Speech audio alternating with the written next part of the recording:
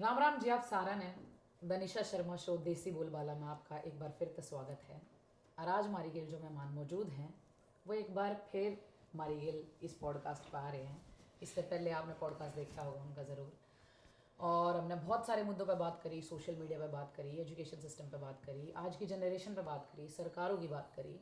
लेकिन बहुत सारी बातें थी जो अधूरी रह गई थी और कुछ सवाल आपके मन में भी होंगे उन्हें लेके।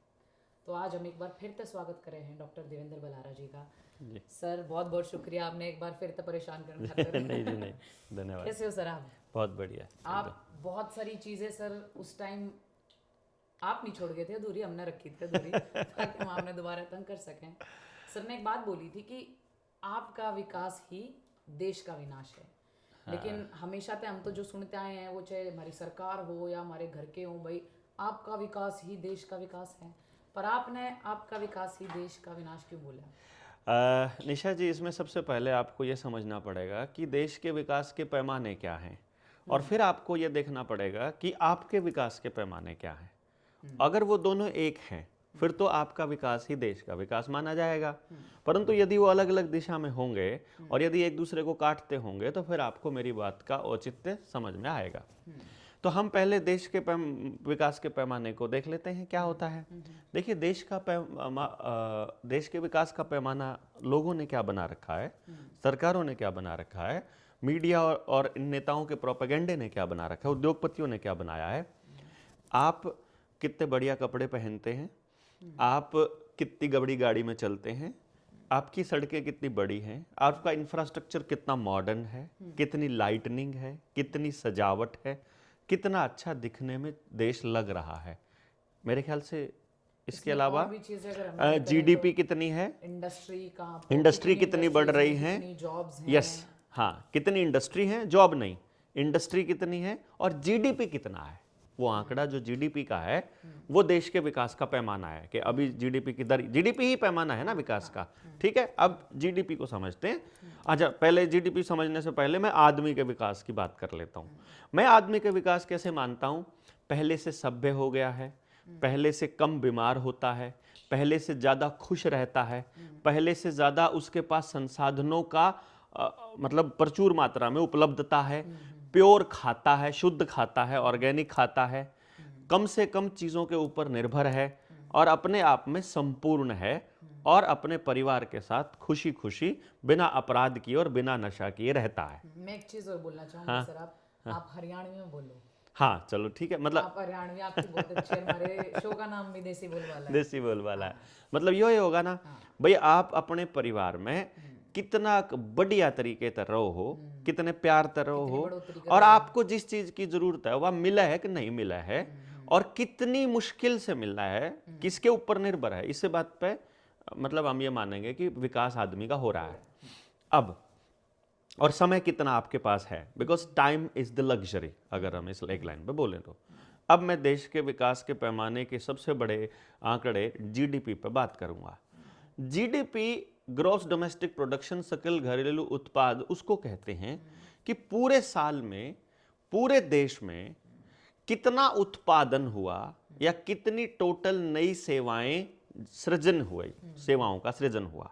यानी कि खेत में कितना अनाज पैदा हुआ, खदानों में कितना कोयला पैदा हुआ, कितनी धातुएं निकली, और जितने और पशुधन, यानी जितना धन बढ़ा उसका बराबर का पैसा आरबीआई छाप लेगा और वो सर्कुलेट करेगा, यानी कितने पैसे का सर्कुलेशन हुआ, ये है जीडीपी का आंकड़ा।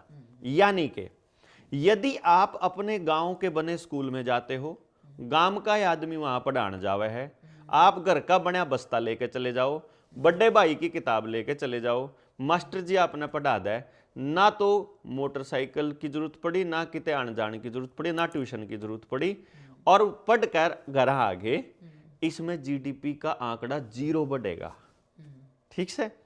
अब अगर आप गांव तक बाहर किसी स्कूल में पढ़ो हो, बस में जाओ हो या कार में जाओ हो या मोटरसाइकिल में जाओ हो, तो आपको पेट्रोल डीजल की जरूरत पड़ेगी, नए कपड़े पहनने पड़ेंगे, नए जूते रखने पड़ेंगे, टकाटक सारी सौदा रखना पड़ेगा, टाई पहन कर जानी पड़ेगी, हर साल नई किताब प्राइवेट पब्लिकेशन की लेनी पड़ेगी।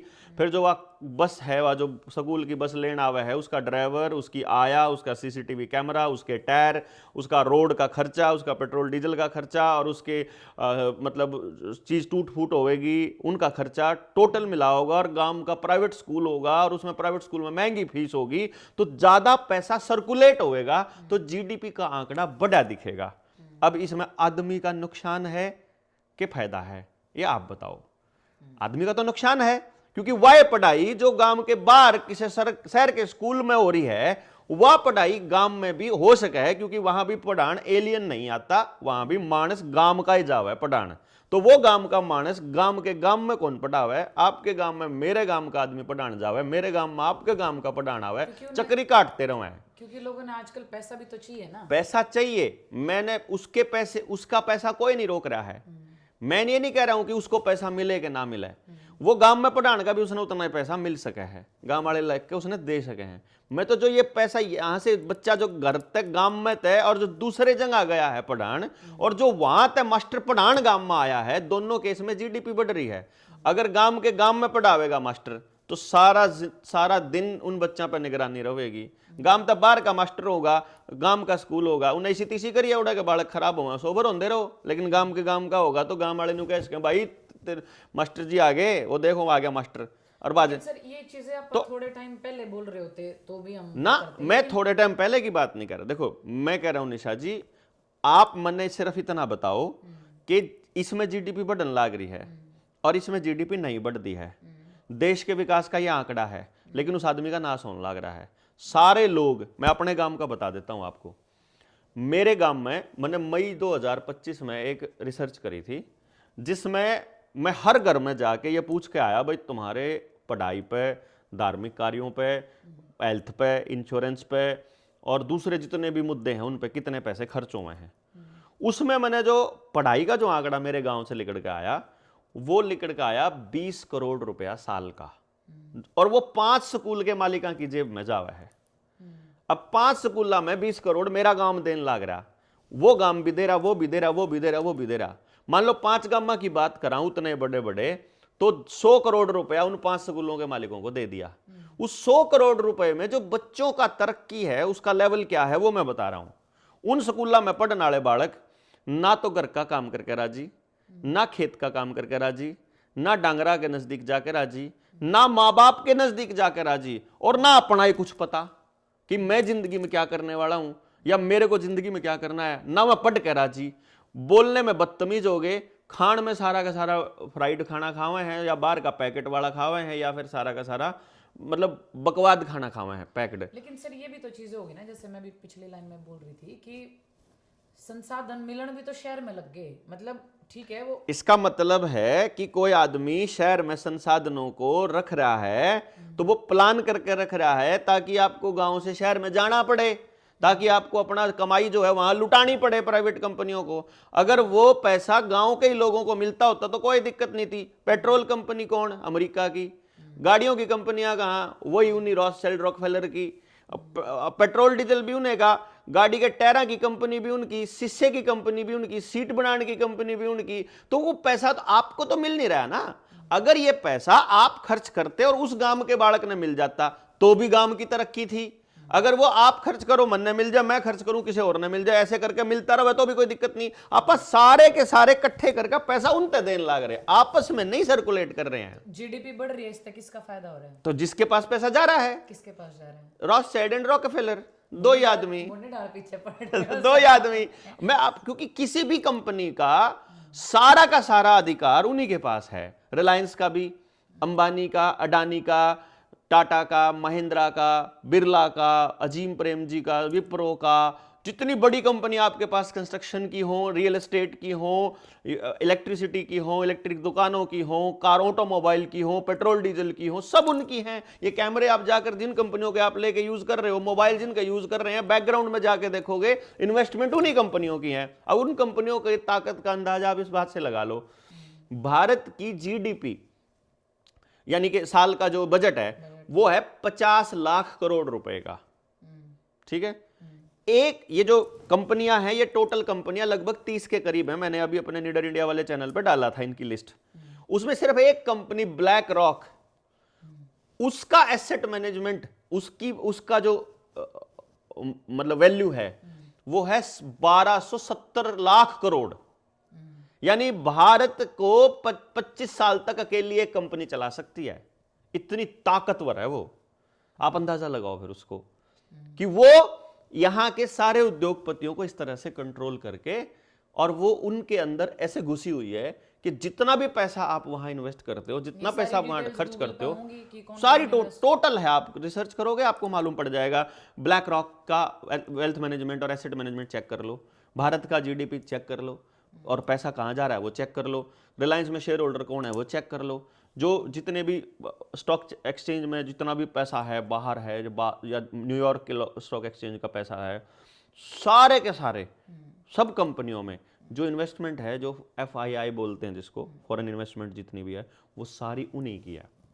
Black rock, Vanguard. बिल्कुल। अगर छोटा सा एग्जांपल लूं मैं, जिस चीज पापा बात कर रहे थे, अगर मान लो मैं शहर में रह रही हूँ, मैं आज उन्हें सोचूं कि ये सब मेरा समझ में आ गई और मैं गांव में जाके बसूं, उल्टा खेती बाड़ी हम सारा परिवार शुरू करें, वही सब्जी उगाएं, सारी चीजें करें, पर किसान ने भी तो कुछ नहीं मिल रहा ना। मतलब ना ना ना ना ना ना ना यहाँ, हाँ, ये जो अभी तो चलो मैं आपको किसान, ये आपके सवाल का जवाब दूंगा मैं।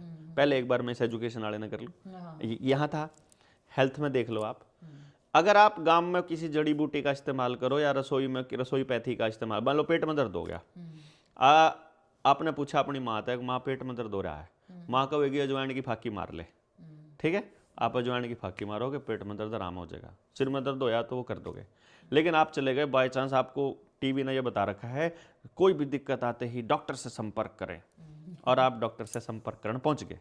डॉक्टर बोला पेट में दर्द कहाँ हुआ, यहाँ हुआ, क्या खाया था, क्या खाया था, अच्छा पहले कभी हुआ है, और कोई दिक्कत आई है, पहले कोई चक्कर आए हो, कुछ आया हो, और आया हो, कुछ न कुछ तो आया था, पर टेस्ट कराने पड़ेंगे, लिख दिया, ठीक है जी, 50% टैक्स हो गया, अल्ट्रासाउंड कराओ, अल्ट्रासाउंड कराया। ये मेरे बेटे के साथ हो चुका है, इसलिए बता रहा हूँ। बेटे ऐसा, इसकी तो अपेंडिक्स बढ़ रही है, काटनी पड़ेगी, मैं फाड़नी, मतलब अपेंडिक्स ऑपरेशन करना पड़ेगा। 6 साल का था तब वो। मैंने उसके बाद से डॉक्टर की शक्ल ही नहीं देखी। मैं कहा आरामजादे हैं तो। मैं अपने मेरे एक मौसा जी थे, उनको मैंने फ़ोन किया, मैं कहा ऐसे ऐसे करके पेट दर्द है। बोला क्या कह रहा है डॉक्टर, बोला अपेंडिक्स है। मैं कहा इनके चक्कर में ना पड़ा है, वो भी डॉक्टर ही हैं, बच्चों के डॉक्टर हैं। वो कहने लगे इनके चक्कर में ना पड़ा है, करनाल ले आ। मैं चंडीगढ़ से अपने बच्चे को करनाल लेके आया, क्योंकि मुझे उन पर ट्रस्ट ज़्यादा था। और मैंने डॉक्टर को बोला अभी ऑपरेशन मत करो, रात को यहीं मैं अपने घर ले जाता हूँ। बोले अस्पताल में दाखिल रखो, कोई दिक्कत हो गई तो। मैंने कहा दिक्कत हो गई तो 15 मिनट दूर हूँ, आ जाऊँगा यार, क्या दिक्कत है, इतनी देर में थोड़ी हो जाएगा। तो मैं उनको सुबह बेटे को ले आया करनाल, और वहाँ आकर के उन्होंने डॉक्टर के पास गया, वो उसने चेक किया, बोला क्या खाया था। डॉक्टर ने पूछा, बेटे ने बताया कुछ, बोला नहीं और कुछ भी खाया था। उसने बता दिया कि हाँ ये खाया था। हाँ तो बोले फूड पॉइजनिंग है, कुछ नहीं है, आज इसको खाली पेट रखो, शाम तक ठीक हो जाएगा। और हो गया।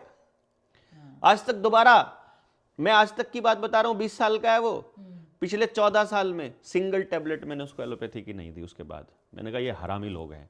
20 साल से मेरी शादी हो रखी है। डॉक्टर की भी तो गलती रह गई, इसकी वजह से हम सब चीजों ने। हाँ तो अब यार एक बात बताइए ना आप, वो उन्होंने अपेंडिक्स डिक्लेयर कर दी, अल्ट्रासाउंड कह दिया, उन्होंने ऑपरेशन बोल दिया, उन्होंने मुझे खर्चा बता दिया। तो वो एक अकेले डॉक्टर की भी तो गलती हो सकती है ना। एक डॉक्टर ऐसा नहीं है जो 1 करोड़ रुपए से कम पैसे में MBBS करता हो। 1 करोड़ रुपए में MBBS करने वाला डॉक्टर, उसका ब्याज देखोगे ना, हिसाब किताब लगाओगे, और जो अस्पताल खोलने का खर्चा है वो आपको ऐसे खाली पेट रख के ठीक करेगा नहीं कभी भी। वो तो GDP में अपना योगदान देगा ही देगा। उसको तो अगर आप घर में अजवाइन लेके करोगे अपना पेट दर्द ठीक, तो GDP नहीं बढ़ेगी। लेकिन यदि आप अल्ट्रासाउंड करवाओगे, टेस्ट करवाओगे, दवाइयाँ खाओगे, दवाइयों वाला मेरा कल एक मेरे यहाँ मेरठ से एक साथी आया हुआ था, वो बता रहा था जी मैं मेडिकल डॉक्टरों के पास दवाइयाँ सप्लाई करता हूँ और इंटरनेशनल लेवल पे करता हूँ। बोला जो दवाई 600 रुपये लिखा होता है जिस पैक के ऊपर, वो हम लोगों को 114 रुपये 115 रुपये में मिलती है, और उसका बनाने का जो खर्चा होता है वो एक टैबलेट का मुश्किल से 50 पैसे या 60 पैसे होता है, या ज़्यादा करो तो 2 रुपये तक मैक्सिमम होता है बड़ी से बड़ी दवाई का। अभी 2 रुपए की दवाई अगर आपको 600 रुपए में मिल रही है तो जीडीपी तो बढ़ेगी बहुत बढ़िया तरीके से, क्या दिक्कत है? एमआरपी पे 10% दे देगा आपको मेडिकल स्टोर वाला, 20% दे देगा। लेकिन वो सारे के सारे चीज क्या यूज कर रहे हैं उस दवाइयों के अंदर? वो क्या कह रहे हैं, हम नेचुरल प्रोडक्ट्स यूज कर रहे हैं। नेचुरल प्रोडक्ट्स कौन से हैं? जो जड़ी बूटियां, जड़ी बूटियां कहां होती हैं? खेतों में, झाड़ियों में, नदी किनारे, वो तो हमारे पास पहले से ऑलरेडी है। तो अगर हम लोग आदमी को स्वस्थ रखना चाहेंगे, उसके लाइफस्टाइल, एक डॉक्टर ये नहीं कहता कि लाइफस्टाइल की वजह से तुम्हारे को बर्बाद, ये नहीं कहता लीवर फैटी तो सबका ही है, ये नहीं कहता हरामी की 8 बजे के बाद अगर तुम जागोगे तो लीवर फैटी 100% होएगा। एक डॉक्टर ने आज तक नहीं बोला। शुगर का मरीज जाते हैं, मेरे करनाल में सबसे बेस्ट शुगर का एक डॉक्टर है, वो अपने आप को ये कहता दुनिया में इससे अच्छा शुगर का कोई डॉक्टर नहीं है। मैंने कहा आज तक सिंगल एक मरीज बताओ जो इसने ठीक किया हो। मरीज ठीक तो एक भी नहीं होया, मरीज एक भी ठीक नहीं होया, तो सब तो बेस्ट डॉक्टर क्या के नाम का है? अभी आपने लखनऊ में खबर पड़ी होगी, वो डॉक्टर जो था हार्ट का पेशेंट, हार्ट का डॉक्टर, हार्ट का ऑपरेशन करते हुए क्योंकि वैक्सीनेटेड था और ऑपरेशन की टेबल पे ही हार्ट अटैक होकर मर गया। उसका हार्ट खोल रखा और ऑपरेशन टेबल पे मर गया। तो मतलब ये वो डॉक्टर है जो हार्ट का पेशेंट, वो दुनिया को बता रहा है हार्ट का पेशेंट मैं डॉक्टर हूं, और वो खुद हार्ट अटैक से मर रहा है। वे डॉक्टर है हमारे पास। मैं ये कहने की कोशिश कर रहा हूं, वहां हेल्दी रहना वो जीडीपी में योगदान नहीं दे रहा है, आपका बीमार होना जीडीपी में योगदान दे रहा है। आप अगर पंचायत में फैसला कर लेते हो गांव में एक ही दिन के अंदर, तो जीडीपी में योगदान 0 है। लेकिन यदि आप पुलिस के पास जाओगे, वकील के पास जाओगे, कोर्ट में चक्री काटते रहोगे 10-10, 20-20 साल, तो जीडीपी बढ़ती है। यानी कि राजनीति अगर समाज आधारित कर लोगे और वैसे ही चुन लोगे सरपंच अपना, तो जीडीपी नहीं बढ़ती है। लेकिन अगर 50 लाख रुपए और 1 करोड़ रुपया लगा के सरपंच, एमएलए 20-20 करोड़ रुपया खर्च करके एमएलए एमपी बनते हो, तो जीडीपी बढ़ती है। आप अगर ये खर्चा इस तरह से करते हो, शिक्षा, स्वास्थ्य, न्याय, राजनीति, खेती यदि आप बैल से करने लग जाओगे और खाद अपनी घर की बनाने लग जाओगे और घर का कचरा कूड़ा सारा खेत में, खेत का पेट में, पेट का खेत में यूं डालना चालू कर दो, जीडीपी नहीं बढ़ती है। लेकिन अगर आप पैक्ड खाना लेके, पैक्ड चीजें लेके आओगे, तो उस पैकेट को ढोने के लिए आपको स्वच्छता अभियान वाली गाड़ियों की जरूरत पड़ेगी। गांव में भी वो गाड़ियां जीडीपी बढ़ाने के लिए हैं। गांव में खेत में ट्रैक्टर होगा, तेल डीजल होगा, सारी मशीनें होंगी। मैं ये कह रहा हूं, अब जो आपका सवाल था, अब मैं उस पे आ रहा हूं जो आपने सवाल पूछा था। अब आपको समझ में आ गया कि आपका ठीक रहना जीडीपी के लिए खतरनाक है, आपका बर्बाद रहना जीडीपी के लिए बेहतर है। यानी आपका विनाश ही देश का विकास है। इति सिद्धम, ये तो एक लाइन होगी जो आप थ्योरम में लिखा कर दे, सिद्ध हो गया। देश का विकास तो नहीं हुआ सर। जीडीपी बढ़ रही तो देश का विकास के आंकड़ों में आता है ना कि देश इतने, देश के लिए तो कुछ हो नहीं रहा ना, तो आप ही कह रहे हो। देश ही के लिए हो रहा है ना, वो तो ये कह रहे हैं। जो आपको बताया गया वो तो ये बताया गया ना कि जीडीपी में आंकड़ा बढ़ रहा है तो देश के लिए है। यहां तक कि मैं आपको दूसरी बात बताता हूं, सब्जी आपने खेत में तो ले ली तो जीडीपी नहीं बढ़ेगी, आपने बटोड़े पर घिया तोड़ के खा ली तो जीडीपी नहीं बढ़ेगी। लेकिन आपने रेडी वाले को ऑनलाइन ट्रांजेक्शन किया, 20 रुपए की भी ली हो चाहे, वो जीडीपी बढ़ेगी। अगर मैंने आपको पैसा उधार देना या लेना है, अगर मैं कैश दे दूं और कैश ले लूं तो जीडीपी नहीं बढ़ेगी, ठीक है, और अपना भाईचारा बना रहे। लेकिन यदि मैं ये पैसा बैंक के थ्रू आपको दूं, पहले तो 2-4 लाख रुपए, और फिर वो आप मुझे वापस करो, तो ट्रांजैक्शन हुआ ना, तो जीडीपी बढ़ी। यानी कि, और उसमें वो टैक्स मेन्यू कह देंगे कि इतना ट्रांजैक्शन हो गया तो अब जो तुमको जीएसटी या दूसरे टैक्स देने पड़ेंगे, इनकम टैक्स। मेरा मकसद ये है, टैक्सेशन प्रणाली, जितना भी टैक्स है, चाहे टोल टैक्स हो, चाहे इनकम टैक्स हो, और ये जो जीडीपी के जो आंकड़े हैं, ये देश के विकास को दिखाने के आंकड़े हैं। तो यदि देश विकास, मतलब विकास दिख रहा है, इतने ट्रिलियन इकोनॉमी बन गई है, तो इसका मतलब आदमी विनाश की तरफ है, ये कन्फर्म है। दूसरी बात, आपने बोला क्या गांव की तरफ शिफ्ट हो जाना चाहिए? मैं ये नहीं कह रहा हूं, मैंने ऐसा बिल्कुल नहीं कहा है। आप होना चाहे होइए, ना होना चाहे मत होइए।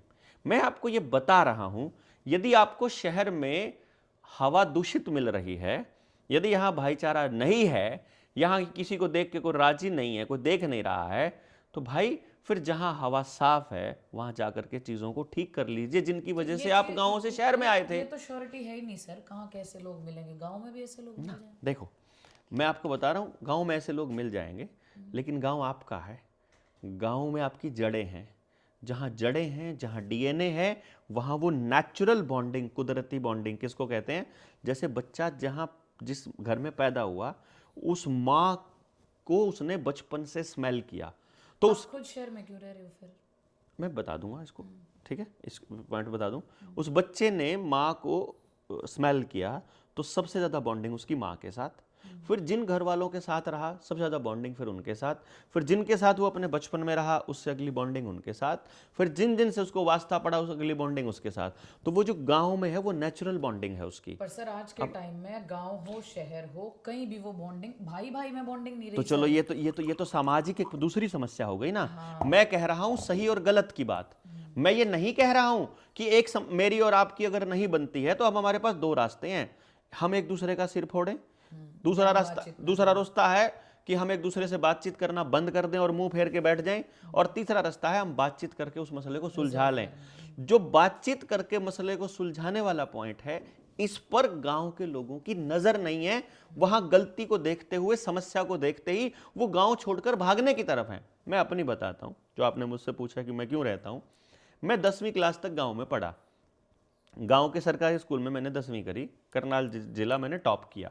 घर वालों ने सोचा इसको अच्छे स्कूल में पढ़ाना चाहिए, और मुझे इसके चक्कर में गांव 10वीं के बाद का स्कूल तो असंध में भी था, मेरा गांव फफड़ाना असंध के नज़दीक पड़ता है, जलमाना में भी होगा, सफ़ेदों में भी था, डेली आ जा सकता था। लेकिन मेरे घर वालों ने कहा नहीं, डिस्ट्रिक्ट हेडक्वार्टर में अच्छा स्कूल मिलेगा, तो उन्होंने मुझे करनाल के एक बहुत अमीर ज़ादों के स्कूल में दाखिल करवा दिया, जहां अंग्रेजी बोला करते थे और गालियां ही गालियां दिया करते थे, और कंपटीशन उनका मुख्य उद्देश्य था।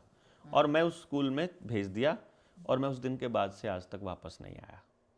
30 साल हो गए, 30 के 32 साल हो गए, मैं वापस नहीं आया। 32-33 साल गांव छोड़ा, क्योंकि छोड़ने के बाद में फिर कॉलेज के लिए भी बाहर जाना पड़ेगा, फिर यूनिवर्सिटीज़ में भी बाहर जाना पड़ेगा, फिर नौकरी भी बाहर ही करनी, नौकरी भी बाहर मिली क्योंकि मैंने सरकारी नौकरी टीचर बन गया था। तो टीचर की नौकरी करते करते रियलाइज़ हुआ कि ये तो यार सारा ही लफड़ेबाजी चल रही है, तो मैंने उस टीचर की नौकरी छोड़ी। फिर मैंने कहा कि भाई मेरे पास ये रिसर्च है, मैं इसका फ़ायदा गाँव को देना चाहता हूँ। गाँव वालों से बात करी, उन्होंने कहा कि रहने दे, फालतू बकवास करने की ज़रूरत नहीं है। मैंने कहा यही तो पॉइंट मैं बोल रहा हूं। मैं भी बता रहा हूँ अभी आपको, लेकिन मेरे दिमाग से वो नहीं गया ना बात। मैं आपको फिर कह रहा हूँ, मैं आज तक मैं इस बात को माना नहीं ना। मैंने इसका रीजन देखा कि क्यों, तो मैंने देखा उनकी साइकोलॉजी ऐसी बना दी मीडिया ने कि वो गांव में बैठे आदमी को रिस्पेक्ट नहीं कर रहे हैं, चंडीगढ़ में बैठे आदमी की रिस्पेक्ट कर रहे हैं। तो मैंने चंडीगढ़ में अपना सेंटर खोला और अपनी बात को प्रूव किया, जो मैं करना चाहता था। प्रूव करने के बाद मैंने पूरी सोसाइटी में ये बता दिया कि अब मैं 2 महीने की बच्चे पढ़ाने का 5 लाख रुपया मेरी फीस, एक अपॉइंटमेंट की 1.5 लाख रुपए मेरी फीस, मैं आपके बच्चे को ये बता सकता हूँ किस काम के लिए बना है। अब मेरी बात को उन्होंने सुनना शुरू किया, लेकिन मेरे अंदर से गांव अभी तक गया नहीं। मैं फिर से अब मैंने देखा कि यार मेरे बच्चे को तो लोग बोलते हैं, गांव वाले बोलते हैं चंडीगढ़ का है, चंडीगढ़ वाले बोलते हैं तो फफड़ाना का है, तो ये बच्चा मेरा कहाँ का है? मैंने तो इसकी जड़ काट दी। मैं उसे बोला, गांव में आकर के मैंने गांव वालों से बात की।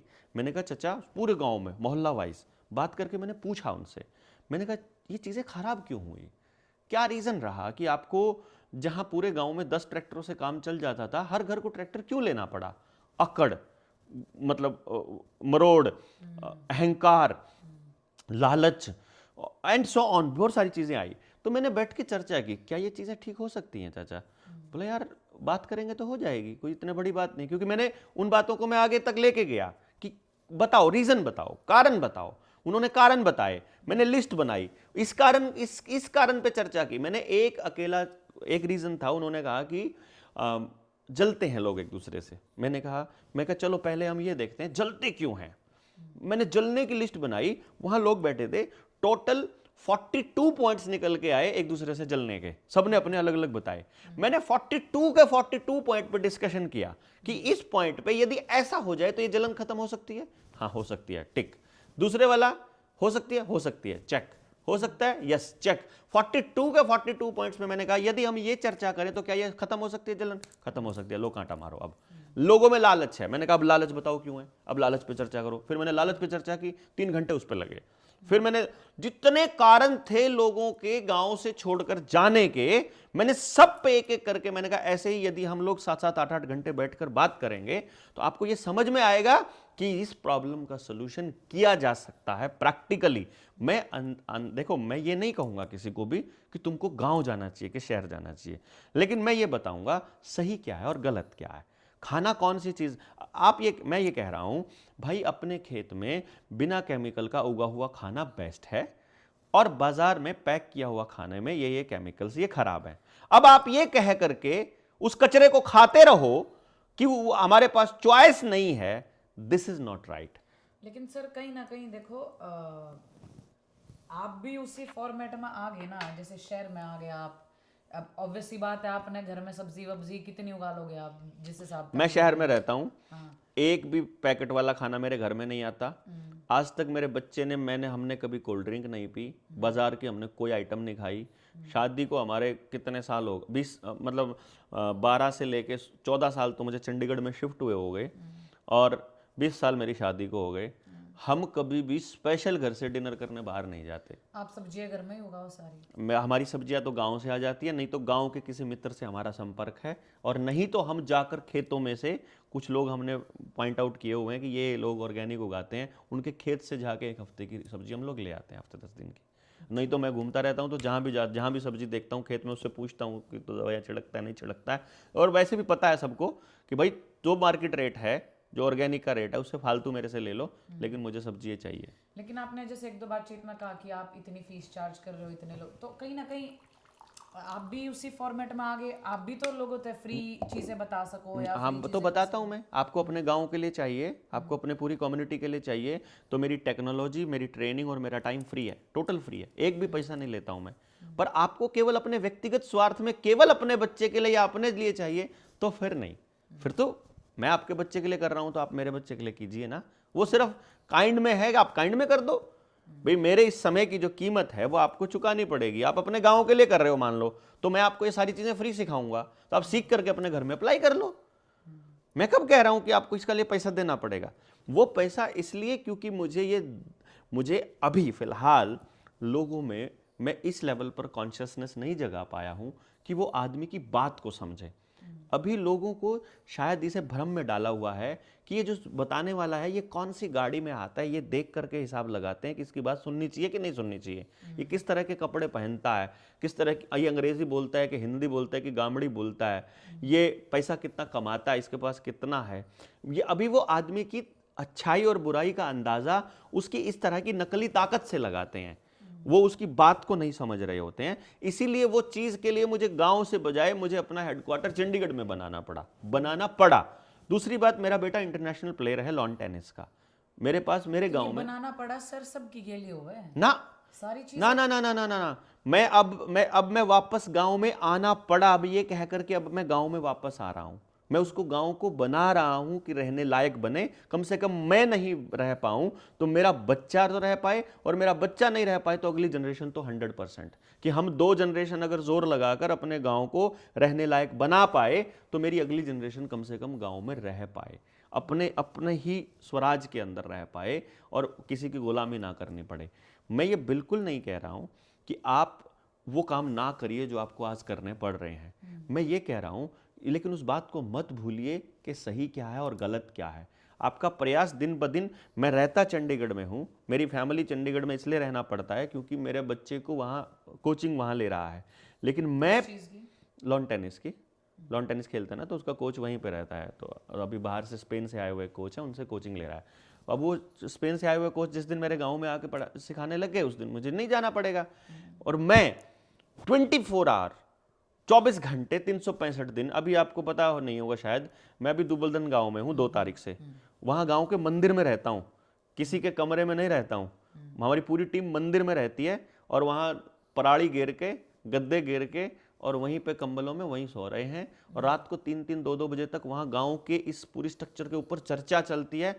रात को 1-1 बजे तक हम लोग बैठ करके इन बातों के ऊपर डिस्कशन करते हैं। वहाँ कुछ लोग गांव के शामिल होते हैं, कुछ लोग हमारे शामिल होते हैं, और इस प्रयास को हमने बंद नहीं किया है। यानी भले ही मैं उस गांव में नहीं रहता, लेकिन मैं किसी न किसी गांव में ही रहता हूं। दैट इज वाई मैं ये नहीं कहूंगा कि भाई आप सब लोग गांव में शिफ्ट हो जाओ, लेकिन मैं ये बात कर रहा हूं दुबलधन से कि बताओ तुम्हारा गांव का क्या हाल है। मैं अब आपको इसकी पोजीशन बताता हूं। मैं 5 की 5 पंचायतों में अपनी टीम जा चुकी है, 3 दुबलधन 2 माजरा।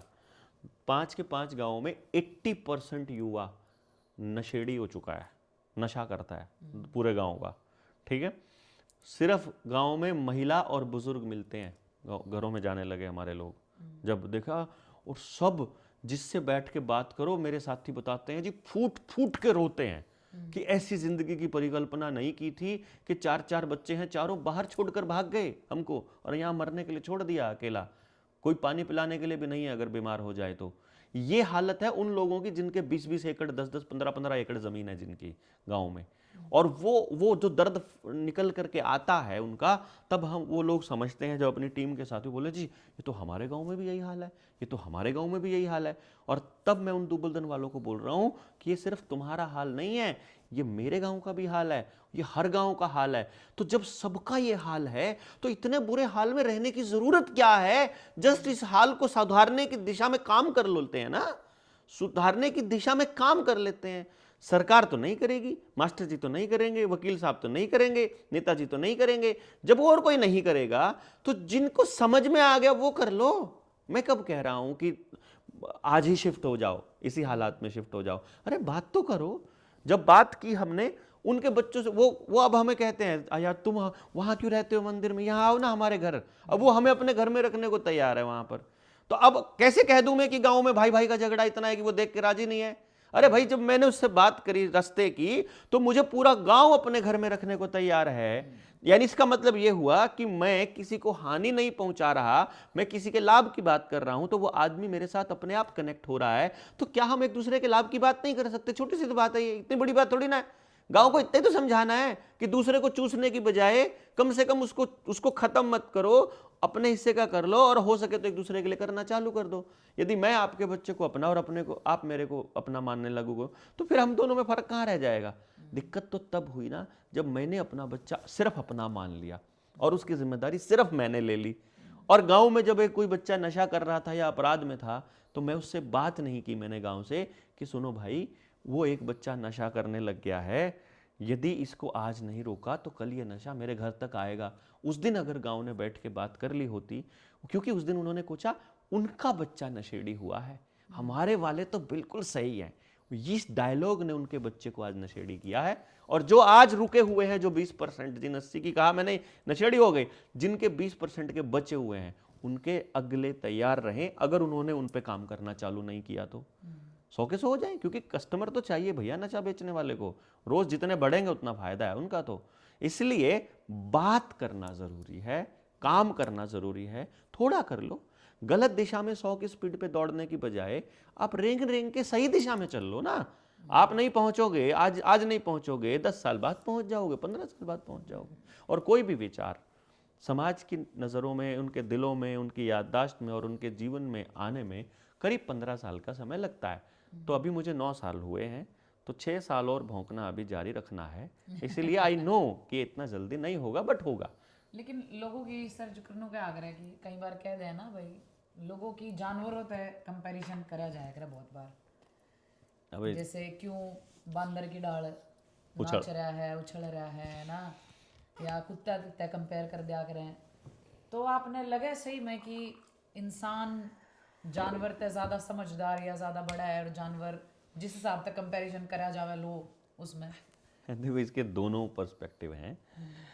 अगर आज के इंसान की बात करेंगे तो आज का इंसान ऐसा है कि मैंने अब तक कोई जानवर ऐसा नहीं देखा जो प्रकृति के नियमों का उल्लंघन करता हो, जो इतना पोल्यूशन फैलाता हो, जो दिन रात दूसरे को मारने की और हिंसा में एंगेज रहना चाहता हो। जानवर ज़्यादा समझदार हो इंसान होते हैं। ऑब्वियसली आज के टाइम पर तो जानवर बहुत अच्छे हैं, बल्कि अगर सबसे घिनौना जानवर प्राणी अगर इस धरती पर माना जाए, देखा जाए, जो पहाड़ों को काट रहा है, पेड़ों को काट रहा है, एक दूसरे को काटने पे, एक दूसरे को लूटने पे लगा पड़ा है, और अंदर लालच, डर और घृणा, ये सब सारे भाव उसके अंदर भरे पड़े हैं, तो वो अकेला खाली इंसान ही है। तो फिर मैं इसकी गहराई तक जाने की मैंने कोशिश की और समझने की कोशिश की, तो परमात्मा ने थोड़ी बहुत जो समझ दी उसके हिसाब से फिर मुझे कुछ चीज़ें स्पष्ट हुई और मुझे पता चला कि इंसान को सर्वश्रेष्ठ क्यों कहा होगा किसी ने, जिसने भी कहा होगा। जानवरों से ऊपर क्यों रखा होगा जिसने भी कहा होगा। और डार्विन ने भी ये कहा कि बंदर से ये इंसान बने, तो डार्विन ने क्यों कहा होगा, जबकि ये बात तो गलत है। बंदर से अगर हम इंसान बने होते तो सारे बंदर इंसान बन चुके होते। यानी भाई जंगल में बंदर था, वो इंसान बना तो चलो उसने अपने शहर बसा लिए, लेकिन बंदर तो शहर में भी है। तो फिर हमने सोचा कि ये क्यों कहा उसने, क्योंकि बंदर की जो जीनोम है और जो उसके क्रोमोसोम्स हैं वो आदमी से सबसे नज़दीक पाए गए, तो उसने, डार्विन ने सिद्धांत दे दिया। लेकिन फिर ये समझने की कोशिश की कि फिर ये सर्वश्रेष्ठ क्यों कहा होगा। वहाँ पे जब हम जाते हैं तो मैंने एक चीज़ नोटिस की है, छोटा कीड़ा ले लो आप, जो मिट्टी, जो गोबर में पैदा हो गया, गोबर है उसमें अचानक पैदा हो जाता है, दूसरे कीड़े हुए, फिर बिच्छू हुआ, फिर दूसरे और प्राणी हुए, फिर वो रेंगने लगा, रेंगते रेंगते फिर उसके पैर आए, फिर उसके 8 पैर आए, फिर 4 आए, फिर मतलब 4 पैर के बाद फिर 2 पाया आया, हम जैसे लोग 2 पाया पर 2 पैर आए। तो इसका मतलब ये हुआ कि कोई चीज़ है, कोई फोर्स है, कोई एंटिटी है जो ये देख रही है कि पहले रेंगने वाला बना के देखते हैं क्या होता है, फिर 10 पैरों वाला, 20 पैरों वाला बना के देखते हैं। कई पैर होते हैं ना उनके, कई सारे जानवर होते हैं उनके छोटे छोटे होते हैं, तो वो 20-30 भी पैर वाले होते हैं, फिर 10 पैरों वाले, फिर 4 पैरों वाले, और फिर ऐसा करते करते मैं फिर उस पर समझने लगा कि ये क्यों है और इनमें और इंसान में क्या फ़र्क है। तो आपने घर में कुत्ता ही पाला है, आपने यहाँ पर मतलब जंगल से कोई दूसरा जानवर नहीं पाला, और या कोई आदमी घरों में ये वाले एनिमल पाल रहा है और ये वाले नहीं पाल रहा है, गाय पाल रहा है, भैंस पाल रहा है, ऊँट पाल रहा है, ये पाल रहा है, घोड़ा पाल रहा है, गधा पाल रहा है, और उससे नीचे वाले, नीचा मतलब अब मैं ये नीचा ऊपर देखूँ तो क्या है, नीचा ऊपर है भाई, जानवर जानवर है, उसको अगर ऊपर से खाल उतारोगे तो एक जैसा दिखता है, मतलब सुअर को और कुत्ते को यदि खाल उतार के रख दोगे सामने तो वो एक जैसा दिखता है, और आदमी को भी रख दोगे तो पता नहीं, भेद नहीं कर पाओगे कि वो अलग है। तो फिर उनमें फ़र्क क्या है, तो कुछ चीज़ें समझने लगे। तो हमने जब क्वांटम में जाना, आध्यात्म में जाना और दूसरी चीज़ों में समझा, तो पता लगा वहाँ फ़र्क है एनर्जी, फ्रीक्वेंसी एंड वाइब्रेशन का। यानी जिसकी फ्रीक्वेंसी कम है, जिसकी वाइब्रेशन लो है, वो लो एनिमल है, जिसकी फ्रीक्वेंसी हाई है वो बड़ा एनिमल, मतलब अच्छा एनिमल बोला गया।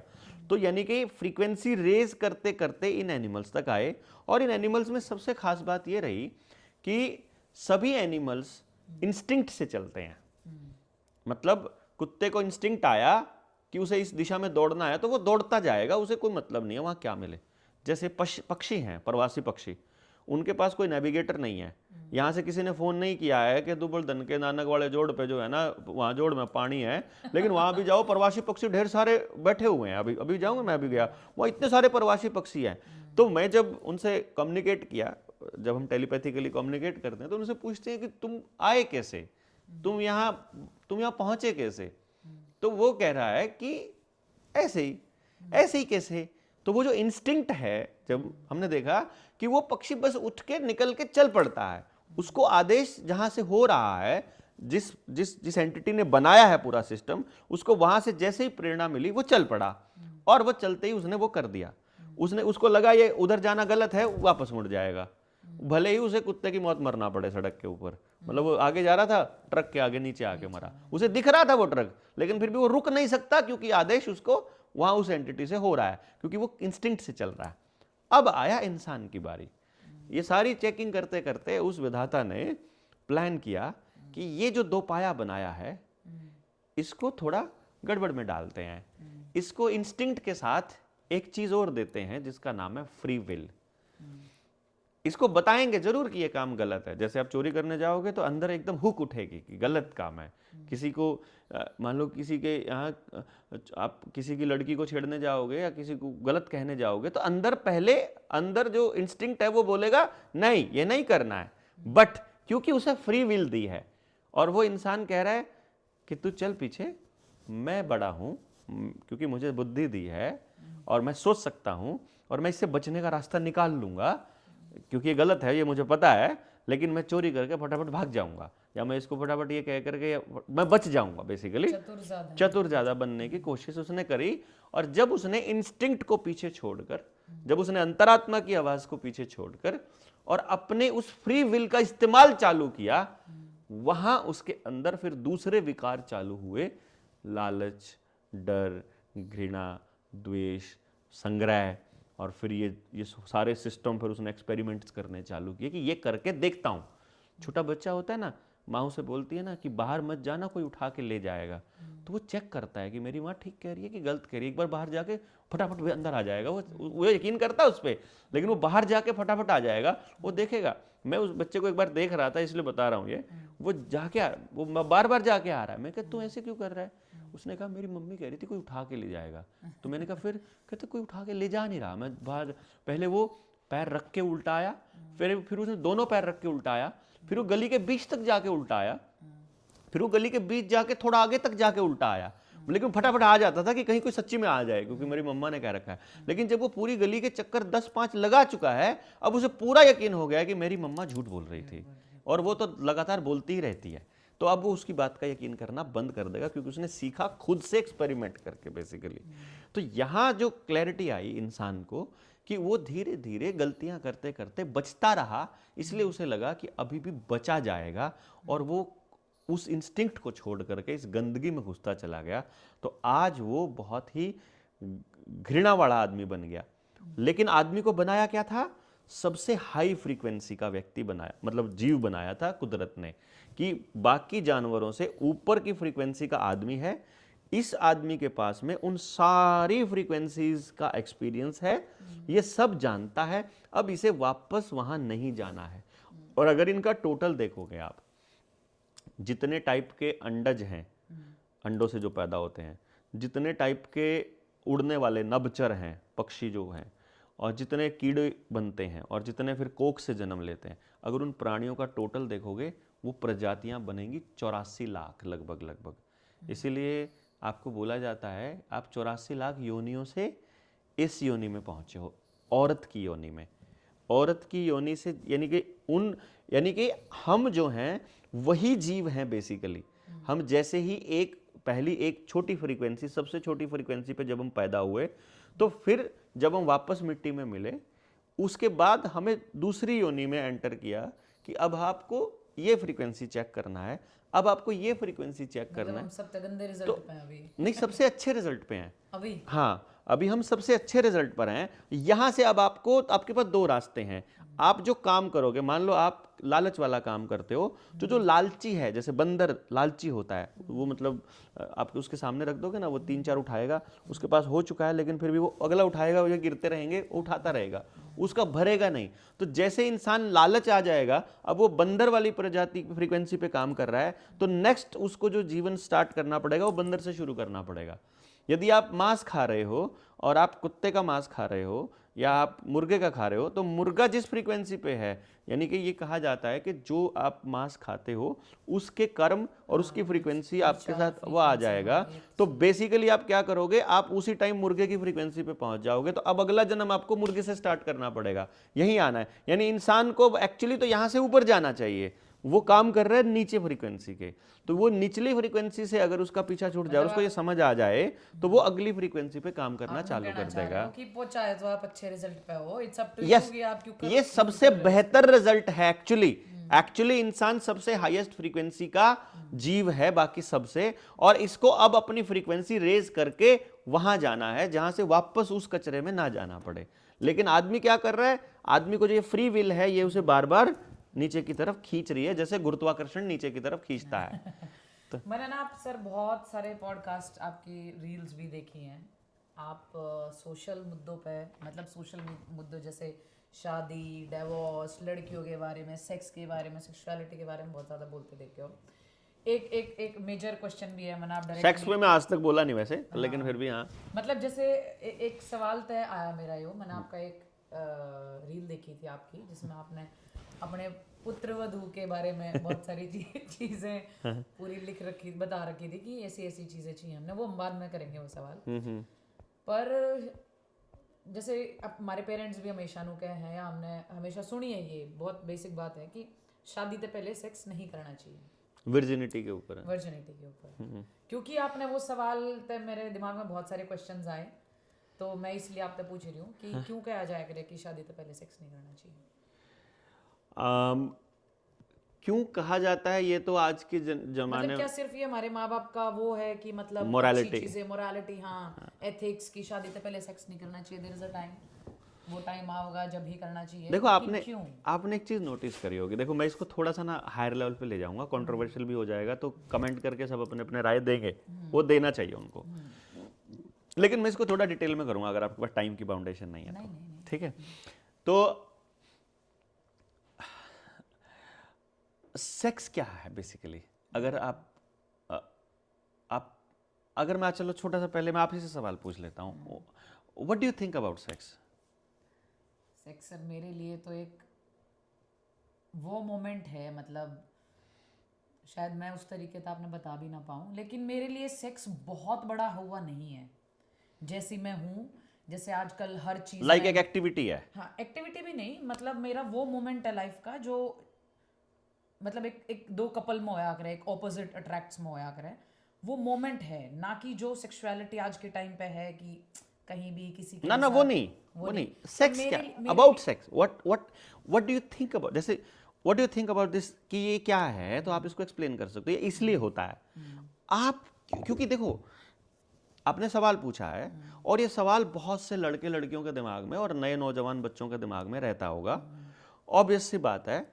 तो मैं अगर आपके एंगल से जानना चाहूं कि आप उसे क्या समझते हैं, क्योंकि फिर मैं उसे एक्सप्लेन मेरे लिए तो बहुत प्यारा मोमेंट है, बस सिर्फ प्यारा मोमेंट है, यानी आप उसे एक जॉय का मोमेंट चाहते हैं। कनेक्टिविटी नहीं, जॉय मतलब एग्जैक्ट वर्ड नहीं पता मैंने, लेकिन जो मैंने मेरे पार्टनर ने बहुत मेंटली इमोशनली बहुत क्लोज लिखा हुआ है, वो मोमेंट है।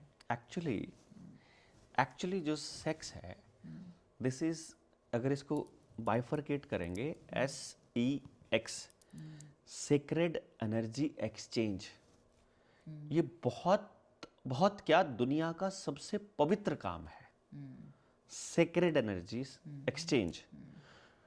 एक्चुअली क्या है, जो मैं बात कह रहा था ह्यूमन की, कि आदमी जब पैदा हुआ तो आदमी की फ्रीक्वेंसी यहां सेट हो गई, अब इससे ऊपर की फ्रीक्वेंसी पे जाना है।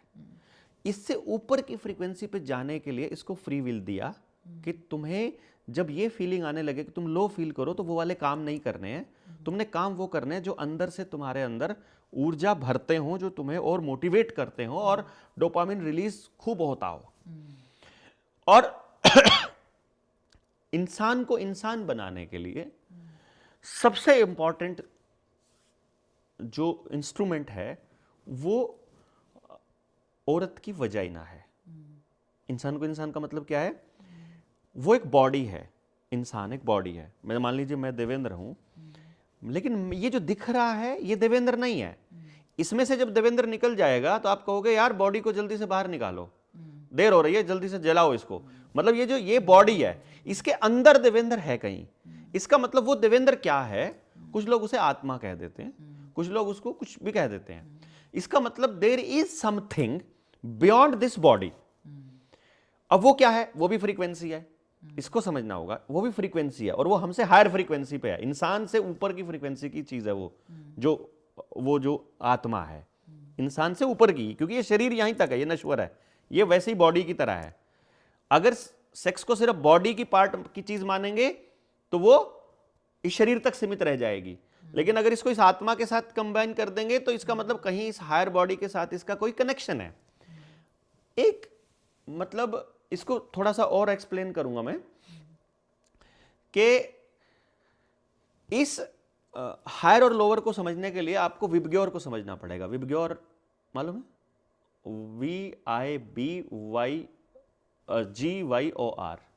ये प्रकाश के 7 रंग हैं, वायलेट, इंडिगो, B से फॉर ब्लू और G for green, E for yellow, O for orange और R फॉर रेड। वायलेट की जो फ्रीक्वेंसी है वो सबसे हाई है और रेड की फ्रीक्वेंसी सबसे लो है। लाल रंग से कभी चिट्ठियां नहीं लिखते हम लोग, लो फ्रीक्वेंसी मानी जाती है और वायलेट की हाईएस्ट मानी जाती है। ये प्रकाश का स्पेक्ट्रम है।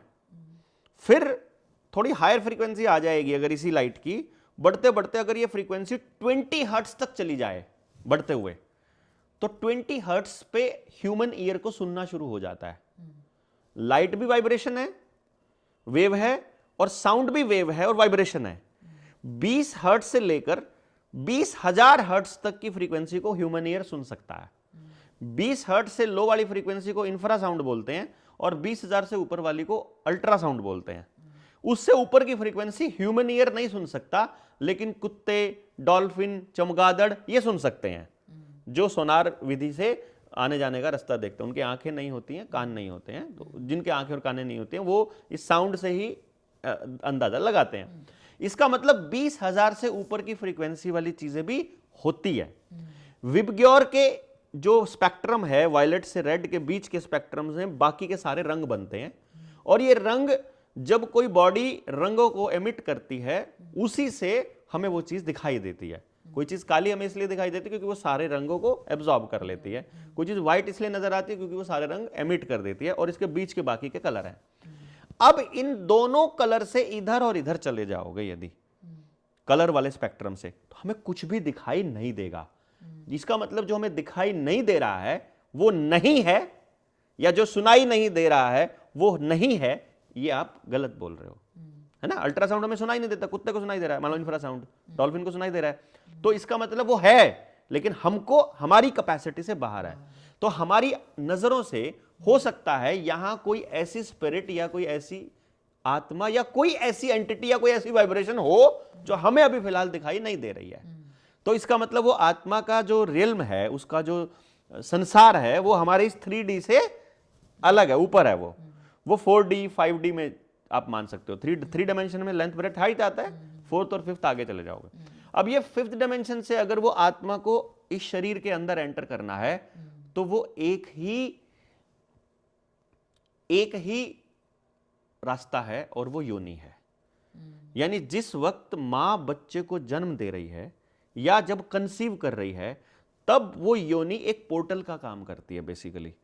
उस संसार से उस शरीर में आत्मा को आने में वो जो पोर्टल खुलता है, यानी वो इतनी सेक्रेड जगह है योनि यानी वजाइना, कि वो आत्मा के एंटर करने की और यहां से बाहर जाने का रास्ता वहां से आता है। इसलिए औरत को सृजन की देवी बोला कि सृजन सबसे पहला काम है उसका काम वही है जो प्रकृति का है, यानी परमात्मा का है। औरत को देवी बोलने के पीछे उनका लॉजिक ये था बेसिकली कि वो वही काम कर रही है जो नेचर कर रही है, पैदा करना। और पैदा करके वो जीव कैसे बन रहा है अंदर, ना आदमी को पता ना औरत को। वो शरीर कैसे बनता है वो अल्ट्रासाउंड में दिख जाता है, लेकिन उसमें वो आत्मा कब एंटर किया ये किसी को नहीं दिखा। ये कब नहीं, वो ब्लास्ट कब हुआ, जब जो प्रकृति के बनने का ब्लास्ट, जो शुरुआत में जिसको बिग बैंग बोलते हैं, अगर आप शुरुआत में निषेचन प्रक्रिया को देखोगे, स्पर्म और अंडे का जो मिलन होता है वो बिल्कुल बिग बैंग के जैसा होता है, एग्जैक्टली बिग बैंग। यानी वो उस औरत के पेट में हो रहा है और वो उस योनि के माध्यम से हो रहा है। इसीलिए वो सेक्रेड प्लेस है, वो एक पवित्र स्थान है जिसमें उस औरत की ड्यूटी लगी है कि उसको उस रियल्म का जानकारी उस मर्द को देनी है। मतलब कैसे, जब आप सेक्स करते हो और बिल्कुल जो फाइनल मोमेंट इजैक्यूएशन का होता है, उस मोमेंट पे 1 या 2 सेकंड के लिए आपने कभी नोटिस किया हो, बिल्कुल आप पूरी दुनिया को भूल जाते हो, फिर चाहे कुछ भी हो रहा हो। यानी वो जो मोमेंट है, उस टाइम पर आप इस 3D में नहीं होते हो, आप एक्चुअली उस रियल्म में होते हो। यानी आपका जो असली मकसद है, औरत उस आदमी को यह बताती है कि तेरा असली मकसद यहां पहुंचना है, ये योनि छोड़कर तुझे यहां जाना है। तो यानी कि वो इंपॉर्टेंट पार्ट है उसका। और वो औरत उस आदमी को उस अध्यात्म की या उस हाई फ्रीक्वेंसी का एक्सपीरियंस केवल तब दे सकती है जब वो उससे प्यार करती हो, जब उनका कनेक्शन हो। यदि वो सिर्फ एक फिजिकल एक्टिविटी होगी तो ना ही तो औरत को लगेगा कि मैंने कुछ किया है और ना ही आदमी को लगेगा कि मैंने कुछ किया है। फिर उन्होंने सिर्फ एक प्रक्रिया की और बस वो निकल गए। क्यों भाग रहा है आदमी औरत के पीछे, क्यों भाग रहा है कुत्ता कुतिया के पीछे, क्यों लड़कियों के पीछे लड़के भाग रहे हैं? क्योंकि कहीं इंस्टिंक्ट में अंदर उसको पता है कि वो योनि मुझे उस रास्ते पे लेकर जाएगी, वहां उस टॉप पोजीशन पर लेकर जाए। लेकिन वो सबकी योनि नहीं लेके जाएगी, वो कोई एक योनि है, वो कोई एक व्यक्ति, वो कोई एक औरत है जो उसको उस प्लेस पर वो उसके होने का अर्थ देगी। यानी उसके स्पर्म को कंसीव करेगी और एक नई आत्मा को उसके जरिए लेकर आएगी, और फिर वो जब ये शरीर छोड़ के जाएगा उस रियल में, तो वो एक आत्मा इसके नाम की यहां होगी। तो इसलिए वो सेक्रेड बोला गया है, इसलिए सबसे सेक्रेड काम था ये।